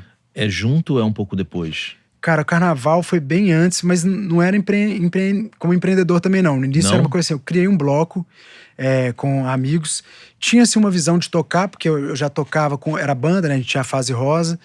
100% autoral, xiita autoral e tal. Então, naturalmente, aquela velocidade, né, de crescimento. Só que, cara, eu já era apaixonado, aficionado com o Caetano Veloso, assim, e eu achava muito bonito, cara. E eu acho realmente, assim, inacreditável, assim, aquele disco Noites do Norte. Maravilhoso. E um pouquinho antes tinha que são discos relativamente parecidos ali, nesse sentido de banda gigante, percussão pra caramba, muita música preta, assim. Prenda Minha, né? Percussão demais. Eu tive uma reconexão com a axé, porque eu escutava axé de criança, assim, já era uma coisa que não me pegava tanto, mas eu lembrava, tipo, é um negócio super famoso, assim. E, cara, quando eu comecei a escutar no Caetano, eu viciei naquilo, assim, tipo, cara, músicas, inclusive, que nem foram pra esses discos, né? Quem é ateu e viu milagres como eu. Cara, e aí falei, cara, isso aqui é o que eu queria fazer aquilo ali, assim, sabe? Então, eu lembro que teve essa coisa do Caetano, então eu comecei a ver o axé de um outro lugar, assim, do lugar da canção, da cultura, não que não tenha, né, mas assim, putz, cara, o axé virou uma grande indústria, isso naquela época não me interessava essa camada que deu impulso, né, esse impulso pra indústria. E eu falei, porra, cara, Timbalada, Olodum, eu falei, cara, isso aqui cara, isso aqui é gigante, velho, sabe? Tipo assim, de negócio de emocionar mesmo, assim, de ficar arrepiado e tal. Depois veio, né, fomos descobrindo outros gêneros aí, né, Letieres Leite, mas enfim, essa coisa da percussão e tal ali, e do axé, assim, eu falei, cara, pô, axé é foda, mas eu queria fazer esse axé, assim. Carnaval. No carnaval. Mas nesse momento, só pra galera aqui, porque assim, quem não conhece BH, teve uma explosão do carnaval de rua, sim, de BH, né? Sim. Em que momento tava nessa coisa do carnaval? Cara, já tinha alguns blocos. Mas não era explosão ainda? Não era explosão. Eu era um folião já frequente, assim, eu adorava estar lá, porque era pequenininho. Ele tinha um negócio do tranquilo, assim, sabe? Tipo, carnaval de BH. O tranquilo, provavelmente o tranquilo foi influenciado também por isso, que tinha um negócio de grupo, um pequeno grupo rolando, ocupando a cidade, assim. E eu tinha, assim, não acabado, né? Porque eu demorei a formar, mas... igual eu te falei ali fora também, cara, eu fiz uma monografia sobre gentrificação, então, cara, eu era aficionado sobre espaço, assim, sabe? Cara, arquitetura, Oscar Niemeyer, ocupação do espaço, aí o Milton Santos, né, o Stuart Hall, que eu falei. Eu estudei gentrificação para entender, assim, eu fiz sobre Tiradentes, né, uma cidade de Minas que, putz, o centro dela é basicamente os globais que tem as casas lá e tal. É mesmo? Hoje tá assim, Eu fui em cada casa entrevistando a galera, então eu adorava essa coisa de gentrificação e eu me sentia, tipo, cara, um revolucionário ali. Pô, nós estamos entrando dentro do Palácio das Artes com bloco, atravessava o Palácio das Artes, o salão ali. Então, eu tava vivendo isso e teve muita influência disso também, porque eu ouvia muito esse Caetano do axé ali e tal, e a galera já tava nessa coisa de bloco, né? E eu falei, pô, cara, isso é muito bonito, assim. Então eu, como um ex-roqueiro, que tinha talvez aquele ranço com o axé, comecei a ver, cara, eu tô sendo um ignorante, isso aqui é gigantesco, isso aqui é maravilhoso. E comecei, mas ainda assim eu quis ir, querendo ou não, pra esse lado canção, né? O axé canção ali e tal. E aí eu lembro de eu falando com os meninos da banda, tanto que foi basicamente a banda, foi a mesma formação quando a gente criou a Juventude Bronzeada, que depois virou um bloco de fato. E aí, claro, a ideia era assim, cara, eu comecei a ver que aquilo tinha uma coisa empreendedora, assim, que eu vi que aquilo ali teria um resultado comercial. Falei, cara, isso aqui vai salvar a gente, porque, pô, a gente tocando pra caramba, eu acho que vai rolar uma grana, velho, a gente tocar umas festinhas alternativas. Nessa época era isso, a gente queria fazer axé pra galera alternativa. E era pra galera alternativa em Belo Horizonte. Então a gente fez o bloco e, cara, funcionou pra caramba. Eu lembro da gente, sei lá, e aí já tinha esse Thales meio querendo produzir as próprias coisas. A Juventude tinha muita coisa de, vamos fazer no quintal da casa de um amigo, vamos fazer em tal lugar. E o negócio foi crescendo, cara, bombou pra caralho. Quando a gente fez o primeiro bloco, cara, era assim, as minhas caixas somadas com as caixas de um amigo, sei lá como que arrumaram um gerador, numa picapezinha que nem freio tinha, bicho, a gente poderia... É meio tipo tranquilo, né? Tipo, Começou cara, raiz. eu acho que eu gostava de fazer essas coisas, assim. Você não faz mais esse bloco, Não, né? não faço mais. Hoje tem os amigos que tocam lá. Você parou em que ano de estar no bloco? Cara, é porque eu cantava ainda, né? Eu cantei muito tempo no bloco e tal. Pô, Juventude, ela é provavelmente, tipo assim... Eu vou chutar aqui, cara, acho que 2012 deve ser. Ah, então acaba bem antes do Tranquilo começar. Não, ela nasceu Em ali. 12. Nasceu em 2012, segue hoje, um bloco gigante Mas em você BH. sai ali... Eu saí antes, quando eu vim pra São Paulo, na verdade, cara. Mas eu já tava assim, já não tava minha onda, eu já não... Cara, eu já não era artista, a verdade é essa, eu não tava vivendo Você como foi artista. abandonando isso de pouquinho em pouquinho, né? Aí, putz, cara, a juventude... E eu, assim, eu naquela a fixação com o tranquilo, silêncio, atenção. E aí ia tocar em casamento, maluco com gravata na cabeça, derramando uísque em mim. Eu falei, cara, não é pra mim, velho. E assim, a juventude comercialmente tava legal, mas não era só aquilo. Eu falei, cara, eu acho que eu comecei a sentir aquela humilhação de novo. Eu falei, cara, não, aqui Você sabe que você... É engraçado, né? A história do outro faz a gente lembrar da nossa, né? Sim. Eu lembrei exatamente do último show da minha banda. Que Que eu loucura. voltei de Búzios correndo um domingo, minha namorada da época ficou lá. Aí, pô, cheguei, cara, não tinha ninguém. Era um evento desses, nem me lembro. Era alguém que fazia uns eventos. Um rolezinho, tá. Tava até aquela menina do canto Maldito na Terra do Nunca, de uma menina também do Luxúria. Aham. Cara, ninguém, tinha meia dúzia de gato pingado, assim. Eu toquei, eu lembro que a gente tocou. Falei, cara, eu acho que ali é tipo aquela morte sua. Aham. Eu não assumi, mas dali pra frente... Mas você fica ali meio respirando por aparelhos ali. Cara. E não ficou... Eu acho que você tem uma coisa muito parecida comigo. Não tem nenhuma frustração, eu acho. Não, hoje... Eu não sinto a felizmente, frustração não. em ti. E é engraçado que muitas pessoas ficam perguntando, cara, mas você sente falta? Você sente falta? Cara, eu não sinto falta. Eu não Nem sinto eu. falta. E não é porque não é desejável, não é muito desejável essa trajetória. Mas, cara, eu aceito minhas dificuldades, minhas limitações, cara. Eu seria um músico medíocre. Eu acho que eu sou um cara que construo boas ideias para impactar a cultura por outro ângulo. Acho que no fundo eu queria... É isso. Eu lembro, eu falei isso em terapia algumas vezes. No fundo, eu queria gerar impacto. Eu vi que eu não geraria impacto como músico. E eu fui procurando. É o que a gente tá falando, a gente vai procurando. Talvez pode ser que um dia eu sinto que eu não gere mais impacto com o tranquilo, vai fazer outra coisa. Mas se eu estiver sentindo que esse contrato com a minha vida tá legal ali, cara, eu vou seguir e vou estar sempre pleno. E eu fui pleno. Eu impactei enquanto eu acreditei ali, impactei meus amigos em volta, colegas músicos ali, eu acho que eles gostavam do que a gente fazia. Fiz uma galera na insistência acreditar em música autoral ali e tal. E depois não deu mais. Acho que eu não tava mais impactando. Fui procurar, acho que todo ser humano tá querendo impactar. Assim. Tipo assim, A ida pra São Paulo foi um desafio? Você relutou cara, em ir? Eu não relutei, assim. Quando eu recebi o primeiro convite... Porque você falou aqui no início que você era meio... Não, eu quero que venha vir o tranquilo aqui. Eu era muito xiita, mas quando veio o convite eu já não era xiita, não. Cara, eu lembro assim, na verdade, quando o Tranquilo começou a dar esse boom, que ele deu um boom que era, acho que, próprio dele, né? Tipo assim, cara... Essa ideia é genial, as pessoas se apaixonam por ela, elas querem estar juntas, elas querem descobrir novos artistas. Isso chegaria provavelmente em algum teto, só que nesse momento se aproximaram artistas muito importantes, muito fodas, assim, e eu relutei. Isso eu lembro, cara, o Otávio falou, cara, pô, os meninos do 5 a Seco estão querendo fazer aí o Tranquilo, e tem também o Danny Black e tal... E eu lembro, eu falei, pô, Otávio, nada a ver, cara. Tipo assim, mas não, porque o projeto é local, velho, e tal, assim. E o Otávio é um cara muito inteligente, ele abriu muito minha cabeça, cara. Foi a primeira vez que eu acho que eu percebi que eu tava sendo um ignorante, assim, cara. Que ele falou, velho, o projeto impacta as pessoas, ele pode ser nacional, por que os caras não podem, assim?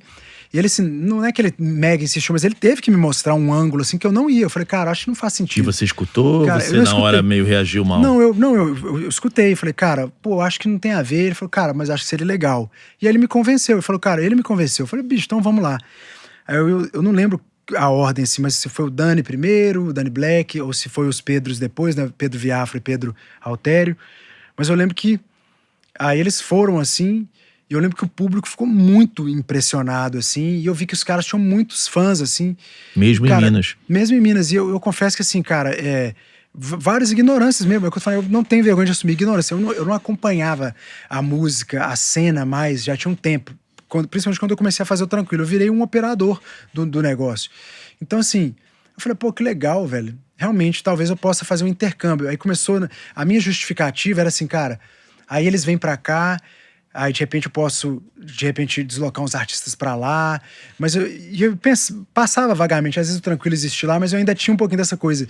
O ideal era que aqui crescesse e as pessoas viessem conhecer o Tranquilo aqui. Existe essa dor, porque muita gente fala disso, como é difícil sair de BH, né? Como muita gente fala, é difícil sair de Curitiba, é difícil sair de Porto Alegre. Sim.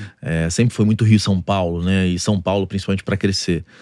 Tinha um pouco de falar assim, não, eu quero fazer a música mineira. Cara, sim, é o que eu tô falando, eu era muito chita mesmo, assim, eu queria, e por sonhos muito bonitos, mas todo sonho bonito tem muito de arrogância também. Tinha uma arrogância, cara, eu tinha certeza que eu ia fazer isso. Eu falava, cara, eu quero, sabe, que a galera venha conhecer isso aqui, porque, cara, esses caras não dão atenção, é tudo ignorância, não olha pra cá. Eu tinha essa coisa de combater o mundo. Tinha mesmo, assim, sabe, cara? O mundo tá errado, eu tenho que mostrar pro mundo que o mundo tá errado, que eu vou mostrar o jeito certo e tal. Então tinha uma dor. Mas ali, eu acho que assim, é isso. Marquinhos veio, abriu minha cabeça. Eu fui vendo como não ser ignorante é bom, né, cara? Tipo assim. Melhor. É bem melhor não ser ignorante. Aí, pô, veio o Otávio, me fala isso. Falei, pô, legal. Aí nisso veio um convite, só que o Tranquilo tava bombando muito em BH e exigindo muito de mim. Porque eu não sabia escalar e até hoje é um desafio muito grande, né? Então eu tentando, não dava. Aí depois, no ano seguinte, foi 22, cara. Então a gente não pode pular a pandemia, porque você falou que a pandemia foi um momento importante do Tranquilo, né? Foi. Quando tem aquele fatídico carnaval, aí no último dia, parece até que combinaram, né? Vamos fazer isso, para tudo. O que passou na tua cabeça, cara? Cara, Você tava numa crescente sem fim, né? Cara, é muito louco isso, porque assim, eu acho que isso pautou o Tranquilo na minha perspectiva, né? São várias outras pessoas que passaram pelo projeto por outros ângulos e tal. Mas na minha perspectiva, eu acho que a persistência, que é uma coisa muito positiva, com a insistência, que é uma coisa não tão positiva, mas tá aí, não tem como negá-la, acho que é a tônica, assim, cara. Então eu lembro de eu falando, cara, esse negócio vai durar, tipo, sei lá, uns 6 meses, 1 ano. Então você não era dos otimistas que achava que ia durar um mês. Não, eu não era otimista, mas eu também não era, tipo, cara, acabou. E aí eu lembro de eu assim, cara, vou fazer o seguinte, eu vou ficar lá com meus pais, vou aproveitar aqui, cara, eu não vou conseguir, bom que eu mato a saudade deles, assim, que eu já morava fora de casa e tal. Vou viver com eles lá um tempo lá, uns meses lá. Entregou teu apartamento? Cara, acho que eu fiquei pagando aluguel lá ainda. Fiquei pagando aluguel, cara, uns meses lá. Mas fui pro meu canto lá e eu tinha essa visão.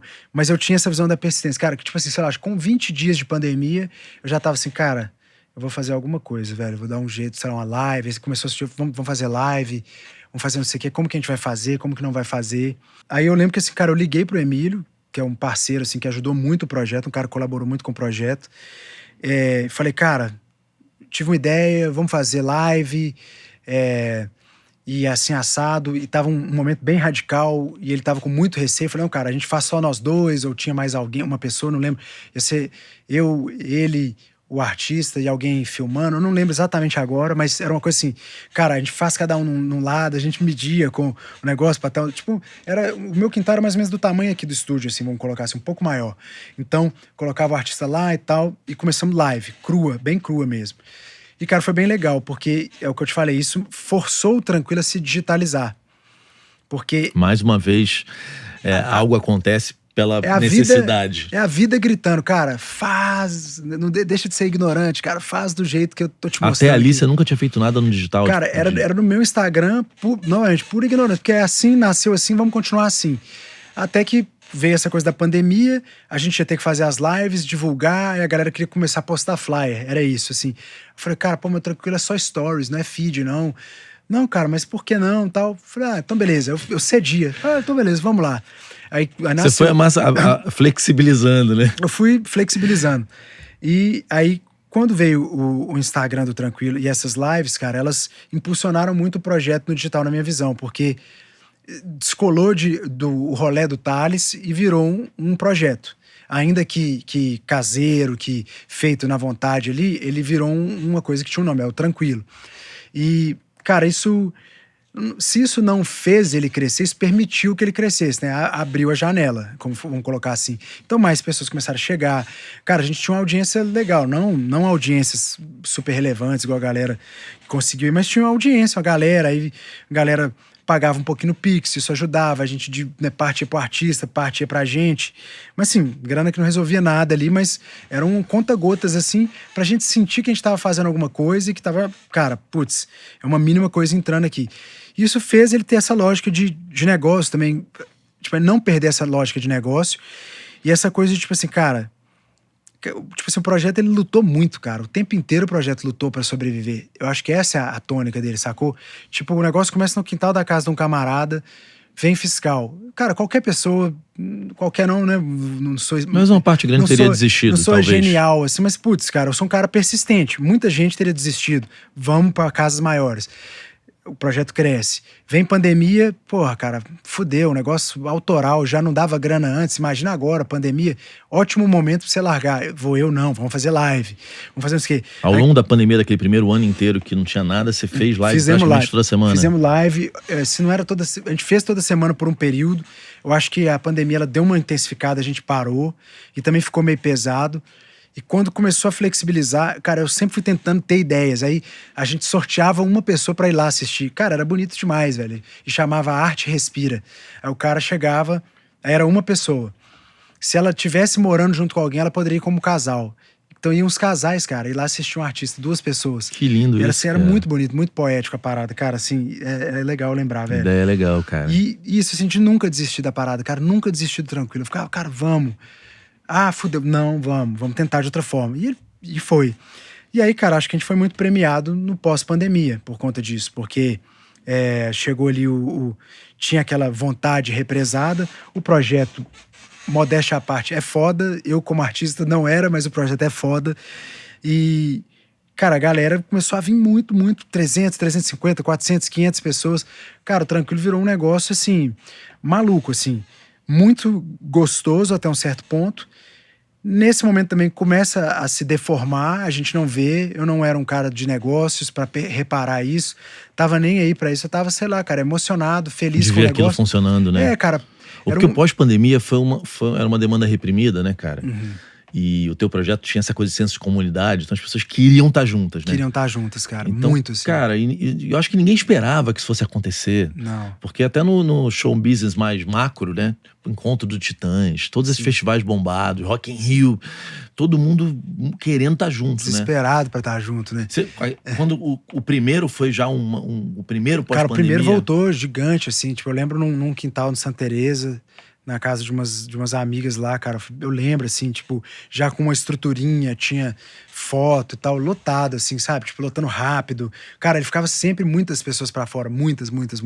E aí São Paulo também, quando você foi pra lá, já explodiu em São Paulo? Cara, São Paulo não explodiu, mas já me surpreendeu, porque eu lembro assim, cara, foi a primeira data, eu lembro, vim de ônibus e tal, BH, esses ônibus da madruga, mesmo que eu vou pegar hoje, eu, tipo, cara, eu cheguei empolgado, assim, igual eu falei, é uma mistura de muita confiança com arrogância. Eu tinha certeza que ia funcionar exatamente como era em BH. Felizmente, várias etapas do Tranquilo isso se comprovou. Outras não, eu dei com a cara na porta. Mas essa foi impressionante. Eu falei, cara, tem certeza que vai funcionar. Tem certeza. E aí, mas beleza, a gente tava lá dentro montando, gelo, aquela bagunça toda. Quando eu subi e abri o portão, assim, sei lá, era sempre 19 horas, né? Então, sei lá, devia ser 7:02. Aí tinha, tipo, cara, umas 40 pessoas na porta. Eu falei, caralho, velho, como assim? São Paulo é foda mesmo, hein, bicho? Tipo, sabe? Eu falei, cara, vai funcionar. Eu lembro quando eu abri o portão, eu falei, vai funcionar essa parada aqui, velho. Aí, assim, a primeira edição já deve ter dado umas 100 pessoas. E aí fomos, era um período de teste, assim, a gente fez, sei lá, 1 mês, 4 edições pra ver se tracionava. E tracionou. 100, 120, 140, 150, 200. Num primeiro mês de Tranquilo em São Paulo. Aí paramos, voltei pra BH, fui tragar aquilo ali, mas eu já voltei sabendo, cara, eu vou pra São Paulo com certeza, essa parada tem que acontecer. E no ano seguinte, aí já fui para São Paulo. Mas as edições de BH paravam Não, quando estavam? não, continuavam. Ou seja, continuavam. passou a ter que ter uma equipe, né? Tinha uma Pras equipe, duas já operações, tinha uma equipe. Já tinha. Eu fui tentando, justamente, eu comecei a tentar essa coisa de ter uma pessoa ali de confiança funcionando em BH, para eu estar em São Paulo, acompanhando o crescimento de São Paulo com outra pessoa. E aí o projeto foi crescendo aqui. Já tinha sistema lá. financeiro das duas coisas? Já tinha separado e tal, assim, tudo organizadinho. Só que assim, ali, cara, na verdade, hoje olhando, eu já vejo que já tinha alguns sinais de que iria crescer muito, mas tinham coisas que a gente deveria estar prestando atenção. Que é o que eu te falei, cara, o projeto começou a crescer e misturar muito as coisas. Tipo assim, cara, artistas... Porque os próprios artistas começaram a se interessar e querer estar no Tranquilo. Só que, cara, eles não poderiam, na minha visão, hoje olhando, eles não deveriam e não poderiam estar naquele modelo tranquilo de descoberta, desenhado em harmonia total para ser para artistas de descoberta. Aquele contrato social ali era para ser para artistas no começo da sua trajetória, com um público disposto a assistir esse artista no começo da sua trajetória num acordo de pouca fricção financeira, que era a entrada sugerida. Era para eles. Quando começa a vir os artistas maiores, é que eu acho que a coisa começa a, primeiro, crescer muito, que é ótimo, envaidece, a gente fica feliz pra caralho, mas começa a bagunçar um pouquinho a proposta. Porque o cara vem, primeiro generoso, porque ele acha muito bonita a ideia, mas depois ele fala, putz, cara, eu preciso receber mais. Só que o sugerido não encaixa com esse receber mais. Então, começa a haver uma desorganização de custo mesmo, de eu começar a entender que existe um público que não se dispõe a pagar pelo que a gente estava construindo em termos de experiência. E a gente também não clareou isso para o público. Então, acho que esse foi o grande desafio do Tranquilo, que, resumindo bastante a ópera, que foi se intensificando e escalando esse problema junto com o crescimento do projeto. Que é difícil escalar sem distorcer, né? É muito difícil escalar sem distorcer. Em que momento você percebeu que essa distorção estava acontecendo? Cara, Porque estando de dentro é mais difícil, né? Sim, é mais difícil, principalmente porque... Aquilo, cara, eu tava envaidecido, feliz com a coisa dar certo. E eu acho que a gente tem muito que tá feliz mesmo, a coisa tá dando certo. Eu lembro no Instagram, de repente, estavam artistas grandes ali, né? Sim, pô, Nando Reis, saca? Eu quero estar nessa parada. Saulo Fernandes, fizemos Zélia Duncan, depois Paulinho Mosca, já nesse 2025 ali. Mas, cara, a galera... Ainda no preço sugerido? A galera procura tudo em preço e sugerido. E nem nesses shows a galera pagava mais? Cara, não pagava mais. Tipo assim, talvez, não vou saber agora comparar no detalhe. Talvez um pouquinho mais. Um pouquinho a mais, mas assim, mas não era por necessariamente uma sensação de que, cara, já que são artistas que provavelmente estão custando mais, exigem uma estrutura maior, eu vou ter que pagar mais, saca? Eu não acho que era por isso, assim. Então, desorganizou essa harmonia que existia ali.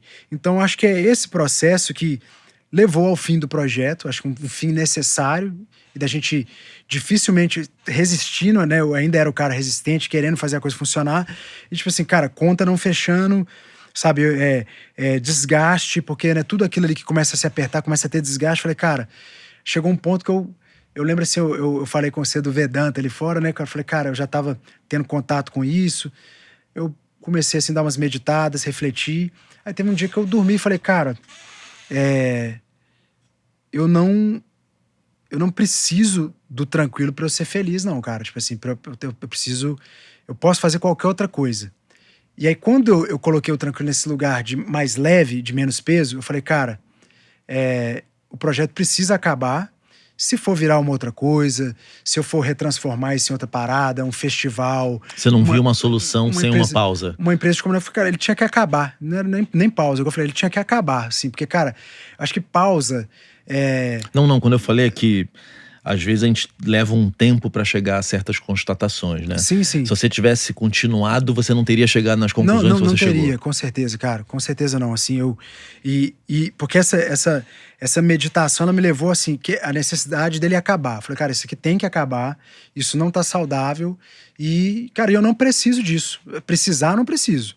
Eu gosto disso, eu amo isso aqui, eu construí um negócio muito bonito, com o apoio de algumas pessoas muito legais, mas eu não preciso disso pra ser feliz, que é uma coisa muito que o Vedanta ensina, a gente não precisa das coisas. Aquilo não era você. Não, eu não sou, é da identificação. Eu não a gente sou às vezes se mistura com o que a gente trabalha, né? Aí eu sou, não sou Tranquilo, cara, pode acabar hoje aqui, eu vou seguir minha vida, cara.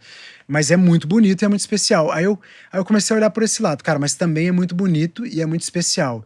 Então, Deixa eu guardar isso, vamos acabar com isso aqui, porque isso aqui não funciona como empresa, não funciona como um negócio, vamos acabar com isso aqui. E, cara, se acabar, acabou. Se surgir uma ideia de virar um festival, vire um festival. Se, sei lá, virar uma empresa de marketing musical, vire uma empresa de marketing musical. Acabou, cara, eu vou pensar nisso depois. Então, acabamos tranquilo. Aí veio aquela publicação, né, que você falou. Cara, aquela publicação passou por mim e quando eu olhei já era muita gente comentando. É uma publicação meio de velório, assim, um negócio meio... Foi, cara. E deixou muita gente triste, né? Sim. Porque era uma coisa meio... Sei lá, pra mim é o Koala, que eu tenho um encantamento pelo que eles fazem. Curadoria maravilhosa. Tranquilo. Sabe coisas que você... Olha, pô, que parada maneira isso carinho, aqui. né? Que parada maneira isso aqui. De repente aquela parada não acabou. Eu falei... Sim. Aí eu falei, será que é marketing? Fiquei eu pensando, será que é marketing? Sim. Será que... Acho que muita gente pensou, cara, acho que vai crescer. Vai voltar maior. Sim, um festival, né? Tinha uma galera comentando. E como que você tem um ônibus pra pegar...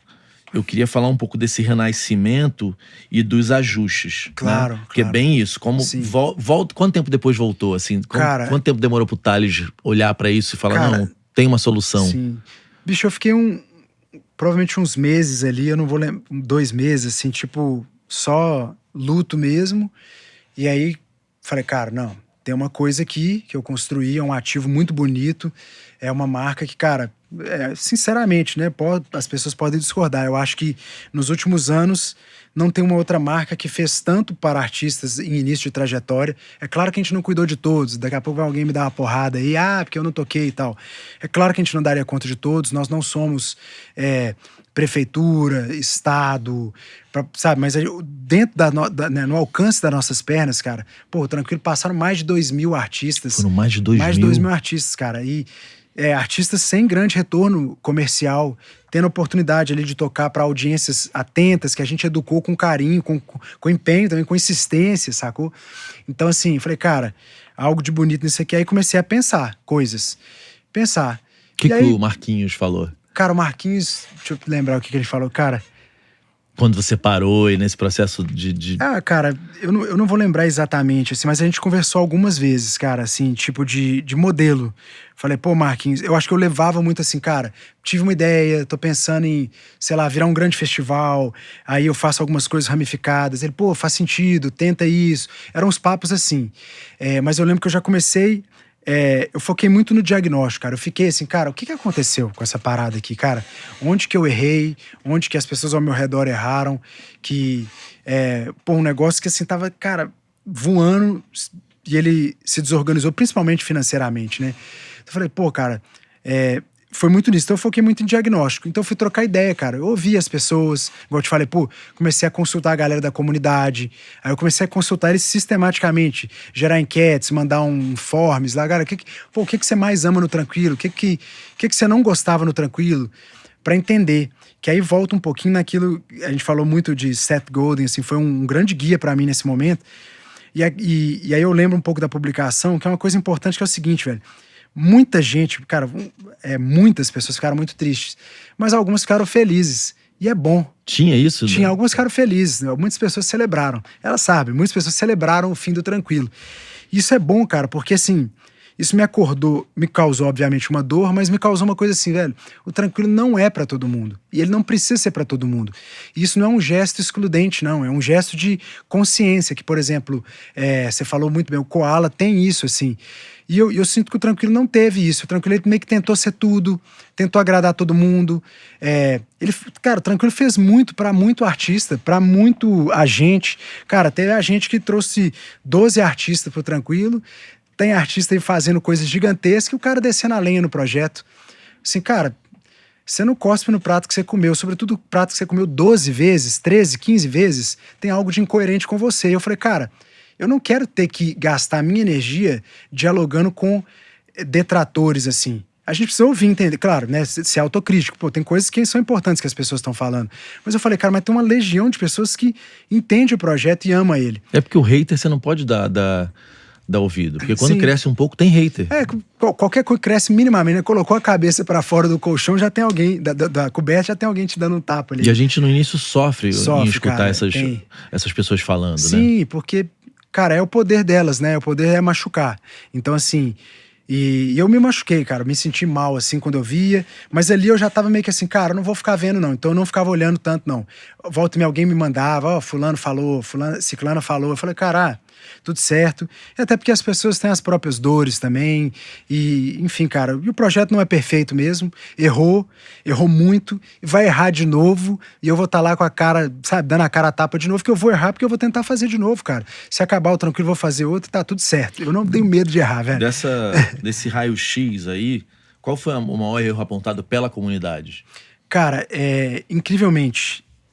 Algo que surpreendeu, cara, assim, ou não? O centro do Tranquilo, que o Tranquilo precisa preservar. É até bom eu falar aqui, porque aí vai ficar gravado, eu não esqueço. O intimismo. Cara, se o projeto, quando ele flerta com perder o intimismo, as pessoas sentem ele derretendo. E aí tem várias coisas que fazem isso derreter. E tem uma coisa que me surpreendeu, velho. Eu não vou dizer que é a maioria, mas muitas pessoas falam que elas gostam do projeto quando ele tá fazendo os artistas serem descobertos, de fato, sacou? Que legal. Então, assim, quando começou a trazer artista grande, eu não gostei tanto. É claro que, assim, tem um pouco, acho que é aquela coisa meio... Isso existe É meio mesmo. Steve Jobs. Aquilo assim, era meio só ouvir, meu, de repente passou a ser de todo mundo, eu já não acho cool, né? Tem um pouco disso que não é totalmente verdade. Porque, putz, se você levar lá o Saulo Fernandes de novo, o cara vai estar lá porque é legal, o cara é foda, ele é grande e ele é foda não porque ele é grande, mas ele é grande porque ele é foda também. Então, e aí era inusitado ele naquele contexto, né? Então, assim, as pessoas elas vão estar lá também. Mas eu vi que isso é forte e eu vi que, assim... Cara, tem um motor que move essas pessoas, essa gigantesca comunidade do Tranquilo, que é assim, elas querem se sentir contribuindo para a trajetória dos artistas. Elas querem se sentir dentro de um motor que transforma a trajetória de artistas. Então, assim, quando o projeto mostra concretamente isso, eu acho que elas se sentem... Talvez até com a consciência aliviada de outras coisas, sabe? Às vezes o camarada tá ganhando grana num lugar que ele não queria estar e ele sente que ele, tá dentro, tá impulsionando, pagando por um projeto que ele acredita. Então, assim, o Tranquilo tem essa coisa desse propósito de, tipo assim, eu tô num lugar que faz bem a uma história que tá sendo contada aqui. Eu acho que tem isso, assim. Então, quando a gente consegue harmonizar isso, é muito legal. Mas, obviamente, né, uma grande dor do projeto era a questão financeira. Então, assim, a gente volta hoje tentando também entender isso, porque o público precisa entender que apoiar não é só ele olhar com carinho pra coisa. Ele precisa exercitar esse carinho. Ele precisa exercitar esse carinho, às vezes falando super bem do projeto, espalhando, mas ele precisa exercitar esse carinho também pagando pelos artistas que estão lá e pelo nosso trabalho que tá lá. E essa harmonia, ela se desfez. E não são todas as pessoas que entenderam isso, porque, sei lá, por alguma razão, que eu acho que é um erro do próprio projeto, também não culpo as pessoas. Marcas, elas... aí depois eu fui estudar, né, o marketing com calma, né? Mas marcas, elas têm que ter cuidado com o que elas prometem. E não é que a gente prometeu aquilo conscientemente, mas a promessa do Tranquilo, ela flertou com coisas que o Tranquilo não queria prometer. E de repente eu acho que as pessoas sentiram que o Tranquilo ele seria assim, o salvador de todas as pátrias, de todos os problemas, sabe? É o projeto que seria democrático, acessível, impulsionaria artistas. Como que uma entrada acessível, democrática, vai impulsionar os artistas? Essa conta não fecha, né? O custo 10 tá entrando 4 aqui. Quem que tá pagando essa diferença? Fora aí tem muitas, né, marcas pagando, projetos, leis e tal. Aqui ficava essa diferença. E essa diferença que foi, eu acho que o que escancarou que o modelo do Tranquilo não estava funcionando mais.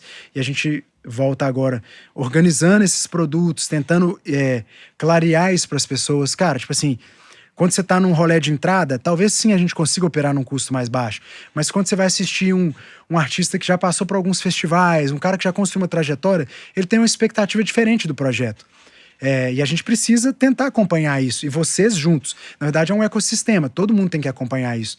Eu acho que essa é a grande dor da indústria, que é uma dor que nós vamos ter que lutar agora nesse renascimento do projeto. Que é assim, eu acho que até aquilo que eu falei, a arte, a partir do momento que ela escala um pouquinho assim com o artista, ele sai daquele primeiro bololô lá, ela custa 10, mas o público tá querendo pagar 6. A indústria não tá discutindo isso, eu acho isso muito grave. A indústria não quer aceitar isso, porque vai gerar aquela dor, talvez aquela mesma dor que me humilhou lá atrás, talvez ela comece a flertar com o cara, porque ele quer custar 10 e é certo isso. só que o público tá pagando 6, então é a diferença que tá acontecendo. E aí o Tranquilo tem que pensar em narrativas, propostas, construir histórias para poder equalizar isso. É um desafio que a gente tem aí e que eu acredito que a gente vai conseguir encaixar e equalizar para frente. Você Mas falou um que grande agora desafio. tem o Tranquilo e tem o Descubra. Sim. A política de preço será diferente Sim. nos dois. Sim.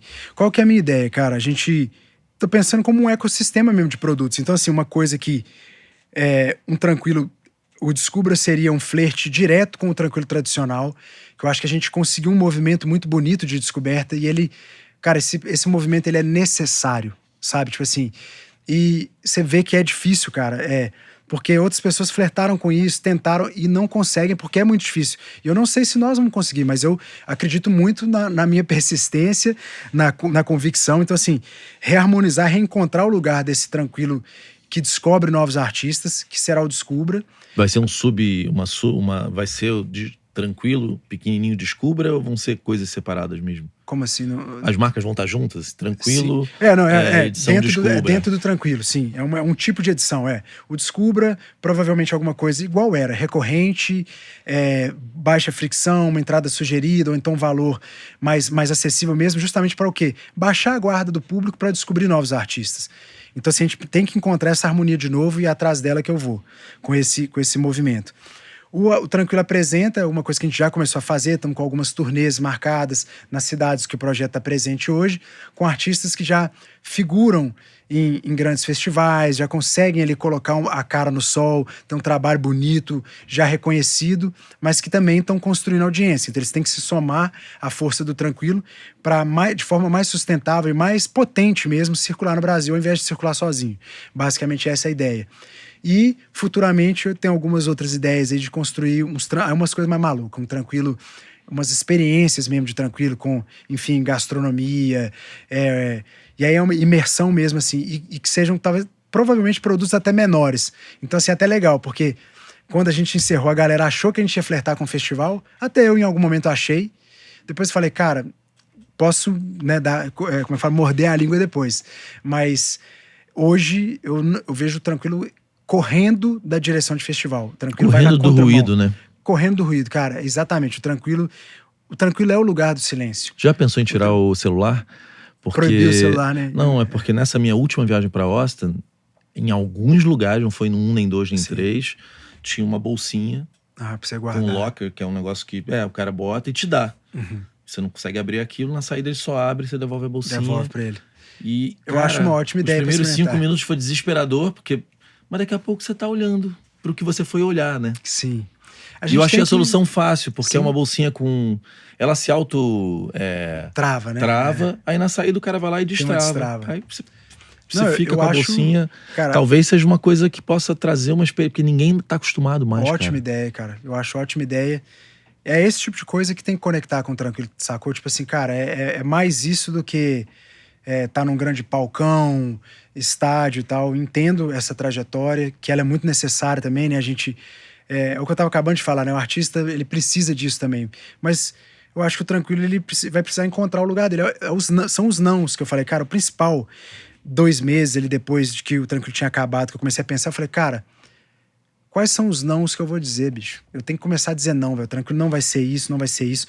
Não vai atender tal coisa, não vai dialogar com fulano de tal, não vai dialogar com Beltrano. E sim, vai dar muita atenção pra essa pessoa, pra aquela outra. Com essa a gente quer se conectar muito, construir uma parceria de anos. Ali não, aqui sim, aqui não. Então, assim, e uma das coisas que foi ficando muito clara é essa. O Tranquilo não é uma coisa pra ficar muito grande, não é uma coisa pra estar no ruído, que é do caralho também, né, cara? Experimentar ali essa coisa meio Woodstock 2026, sacou? Mas não é a do Tranquilo. A do Tranquilo é Cara, o meu sonho é que a gente consiga levar um clima de sala de casa, você deitado ali num tapete, assim, eu adoro ficar deitado, cara. Num tapete, curtindo o seu artista ali, cara. Um artista que você tá conhecendo ali, conversando com a pessoa do lado que você conheceu agora. Se isso for escalável, e é a nossa tese, é isso que a gente vai construir, sacou? Que o Tranquilo esteja em, sei lá, cara, todas as cidades do Brasil possíveis, levando a sua proposta, um artista no centro de tudo, as pessoas sentadinhas ali na sua canga, num tapetinho de yoga ou numa esteirinha de praia, e atento ao artista, ouvindo a dicção dele, prestando atenção nas vírgulas. Por que esse cara usou essa palavra ali? Por que ele não usou? E às vezes, cara, você não precisa nem gostar tanto da estética da coisa, mas quando você para prestar atenção na história da música, eu acho que ela engrandece muito. Eu acho que é esse o lugar do Tranquilo. Cara, é claro, né? Muitos artistas gigantescos no sentido da obra, que eu digo que eu me apaixonei no Tranquilo, mas vários que, assim, cara, eu não gostava, mas no formato do Tranquilo, eu acho foda, porque, assim... Elimina tudo que é estética. Tudo que tá tentando alguma coisa. E às vezes a gente erra como artista na estética. Sim. Né? Tanto que os acústicos MTVs eram... Não funcionava, não era à toa. Cara, você tem uma viagem e o Pretinho tá assim, ó. É agora. Então a gente tem que encerrar. Eu queria ter esse papo por horas com você, porque a gente não falou sobre um monte de coisa, mas, cara, eu fiquei muito feliz. Pô, eu também, cara. Tô mais feliz e mais apaixonado pelo projeto do que eu já era de longe. Que isso? Porque eu não sabia que a construção tinha sido assim. Sim. Cara, agradeço a oportunidade, inclusive, de trocar essa ideia. Eu, né, até te falei, eu não sou um cara de enfim, ficar colocando a cara nas redes pra falar, mas, cara, adorei também. Uma oportunidade mesmo, de verdade. Obrigado. E, cara, vamos fazer coisa casado, que você precisar de mim aqui pra cara, a gente qualquer precisa. coisa. A gente pode fazer coisa juntos, casados. A gente precisa. Cara, acho que aqui foi um início dos sims que eu falei, cara, com certeza que seja um primeiro sim de muita coisa. Sim, eu vou fazer o programa. Agora a gente começa a construir várias outras coisas, com certeza. Legal, fechou? irmão. Prazer, Valeu, viu? tamo junto demais. E boa Obrigado. sorte no novo Tranquilo. Tomara, cara, vai fluir demais. E aí, Pretinho, o que você achou? Corre aqui, não é que ele vai terminar ali, ó. Ele termina o programa. É porque eu me vejo muito nas tuas dores e nas soluções, né? Porque... Cadê? Ai, cara. Hoje tá uma correria, hein? Eu tô muito... Adorei, Cleclito. Esqueça tudo, pô. Aí, falei. Eu não conheci o projeto. Fiquei feliz, cara. Eu quero ir agora. Vamos comigo, Clemente? Tranquilo, vamos. Mês que vem tem aqui no Rio, hein? Então a gente tem que ir, Cleclito. Tem que conhecer esse projeto. Valeu, família! Beijo nas crianças! Fui!